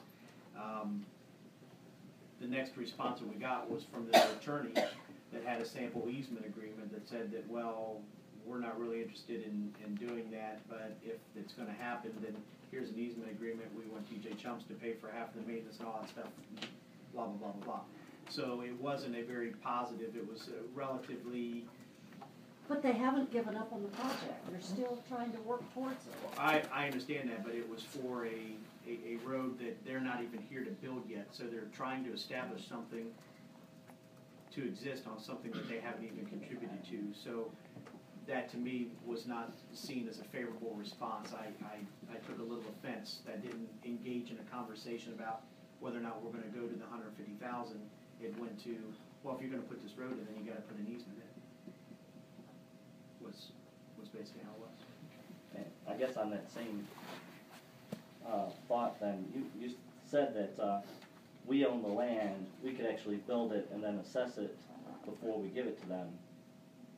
Is that possible if you have a contract with them to give them the land? I would think that you would have to break that. Once we declare them a default, we don't have a contract. Right, right. But I New don't, owner. yeah, I don't believe that that's the way it came across when you said it the first time. But I if mean, we would have to either break the contract, declare it ours, they don't have any more rights to it, and then put the assessment on there. Or we'd have to get them to sign up for that assessment under a new arrangement. And that was kind of their response was, we're gonna live by the development agreement. The development agreement doesn't allow you to assess that property any more than $350,000. Okay, all right, so, right, we're gonna have to, It's not cooperative anymore, it's, okay. here's the development agreement. And, with that same road discussion, the $160,000, was that for the entire road across? I mean, you were gonna come back with those numbers last time, is the entire road Mr. Conway around? provided us the estimates on that, and that was scoped out just to the, past the entrance of, TJ Chumps. Okay, so It was it's- also a water service that was getting punched under the Okay, executive parkway. So we actually have to spend $160,000 to get the TJ Chumps to the place where they can. It's actually, I think, I it think would it be, was I think, 170. at 167, but it's going to be, I believe, less because the water line's gonna be different. Water line is, because they flipped their building, the water line's in closer proximity, but Yeah, around thank you that, for right. correcting that, because I'm using last meeting's numbers as well, so somewhere. Yeah, somewhere we just around found that out, that as far as the But, flips, but it's close. 167, yeah, that's what it was. Okay, and then, with that, the pad itself that we put on there, how useful is that to other projects? Is it mostly specific? Yeah, I mean, Well, shovel-ready lot. That's a good show. Explain what you mean by shovel ready. Counselor We well use said. that term a lot in different terms, so in this case, it means, The topsoil's been removed, the sub-base has been checked for proper compaction and load bearing, and clay has been applied to that up to the finish that you see out there. Is that And so- all 6 acres then, No. or just where the previous building is? Probably about 4 acres of it is probably. It was a large enough footprint Now, that Tom, another, did the design change since we did the building pad originally? Yes. So would the building pad that's out there right now have to be modified to fit the new latest Good Sports facility? Yes. Yeah, is that what you're talking about? Well, that's the kind of same thing. So- Because those Right. shovel-ready building pads, they're not like universal. You don't build one and then start marketing it to everybody. Well, that's just, So you find somebody with the same footprint as the original Good Sports, you're in business and you've saved some of that money. right. If So- you don't, you're gonna build another shovel-ready building pad. If Good Sports comes and rebuilds, or decides to put that in there, then would we have to prepare that pad under our contract? it would depend on the contract with that new. The No, current, no, no, I mean, the current Good Sports contract, right now says, hey, we're ready to yes, build, yes, we need to make the adjustments Yes. to that pad, so. Yes. So if it's $50,000 more, we'd have to put $50,000 more into the pad. Yeah, I don't know about the contract, but I know from working with Core Construction, who's a Good Sports contractor, they were prepared to come in and build their hotel at a location that we hadn't prepped the pad underneath of. I mean, I don't know what the contract says, but Which means they were gonna do that. they were gonna do the extra work, right? They changed it. Because we had built the pad to their original drawings, Okay. and they hadn't appraised us that the drawings were changing. And I guess the reason I asked that would be if a strip mall moved in, decided to buy the property later, how useful is the $280,000 put in for that kind of project? I think there's still a good portion of the pad that, That would be, yeah. yeah, I mean, there's a 4 acres out of 6, there's quite a bit of shovel readiness. If they were gonna build on top of the pad, you could use the pad. And that won't change if it's 3 years before something happens, that dirt is It'll still last, compacted yeah. correctly, so. a It drains decent off well portion enough of that that it won't suck. $280,000 should be recoverable in the price of Through the the land. price of the land, absolutely. And, that's all I have right now. You can't think of one more question. If you want me to, will. Hey, Tom, give me one more. Thanks, Why? Thanks, Why? We need to invoke the Tyler Starline 3 question. That was, What else we got? under the Heights Development, little update on TJ Chumps. The amended agreement, everything went through fine, and at closing, because they have part of their funding through SBA. What is going to happen is they will be closing for the full $600,000. The $150,000 will be in escrow until sometime next year, and then we will defer that back to them after that time. So we are finalizing an explanation letter around our amendment to appease the bank. Our amendment was pretty detailed, but we're just, Alan and Phil Callahan, right, I think they're correct, is working out the letter, is even today yet, and then we schedule the closing, so that's the last component, and then we'll be moving forward. So, remember, we amended the sales agreement to defer $150,000 to the original. Didn't change the thing. That's why the bank is still financing the $600,000, expecting that they will pay it, which is the right way to do it, and we will cover that $150 after the transfer of the construction loan, which means that they have completed and are open for business. Alan has something to He add. does. He's on the edge of his seat. Alan? So, the reason that we gotta go through this kind of little charade with them is that they're getting their financing through SBA. If they went back to SBA and said, restructure the loan, not for $600,000, but for $450,000, that's all we really need to buy the property, then they're looking at starting over, and it's a 2-month process. This guy, Jim Dunn, Yes.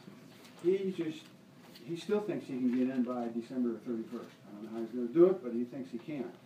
2 months from now, there's clearly no way he could. And so he's dying for us to take the $600,000. He's gonna pay us $450. We're gonna hold $150 until they get an occupancy permit. Till the construction loan completes, that guarantees us the construction will be complete. And we'll give $150 back to them. He's given us a note for $150,000. That's weird. So that if Good Sports or Good Sports like project shows up, we'll get our 150 one way or another. Yeah, there we go. But it's this whole SBA loan thing that's creating some of this restructuring, if you will. It would So we're on- definitely be a delay. Yeah, so a light project. It would be, without a doubt. So, hopeful to close this week. Anything else? Mark, Ken? the work that you all approved at the last city council meeting, we've completely undercut the pad. We're in the process of filling it back up. We're actually up above grade now, so we won't have any water problems or drainage issues if it rains. And we should have our work that we're obligated to do for them finished by the end of this week. Thank you. And I know Ober Thompson was out this week. They've got their foundation permit. They're ready to go. So they're basically waiting for the closing. So it sounds like it all timed out by the weekend. Yeah, it Did it come in under budget? Came in on budget. Is actually the road going to, when's the road actually being put in? This is just the yeah, pad. this is just the pad to get in. We're still working. You won't put the road in until Yeah, we won't. this construction's 9/10 done. Okay, so So You don't wanna mess sometime it up. December 20th, so they can open on the 31st. No, I think, well, we need to talk about the schedule for that. Yeah, we're working that out now, and of course, we will be bringing that, to committee to, discuss our findings and all that stuff, so. Mayor, part of we couldn't define the scope of work until they finalize what they're doing with their utilities now that they've flipped their building. Right. So they'll need to finalize that, then we can look at what's left to get access to the site. I'm just wondering, would we be able, supporting a December 31st? Is that feasible? Yeah. Oh,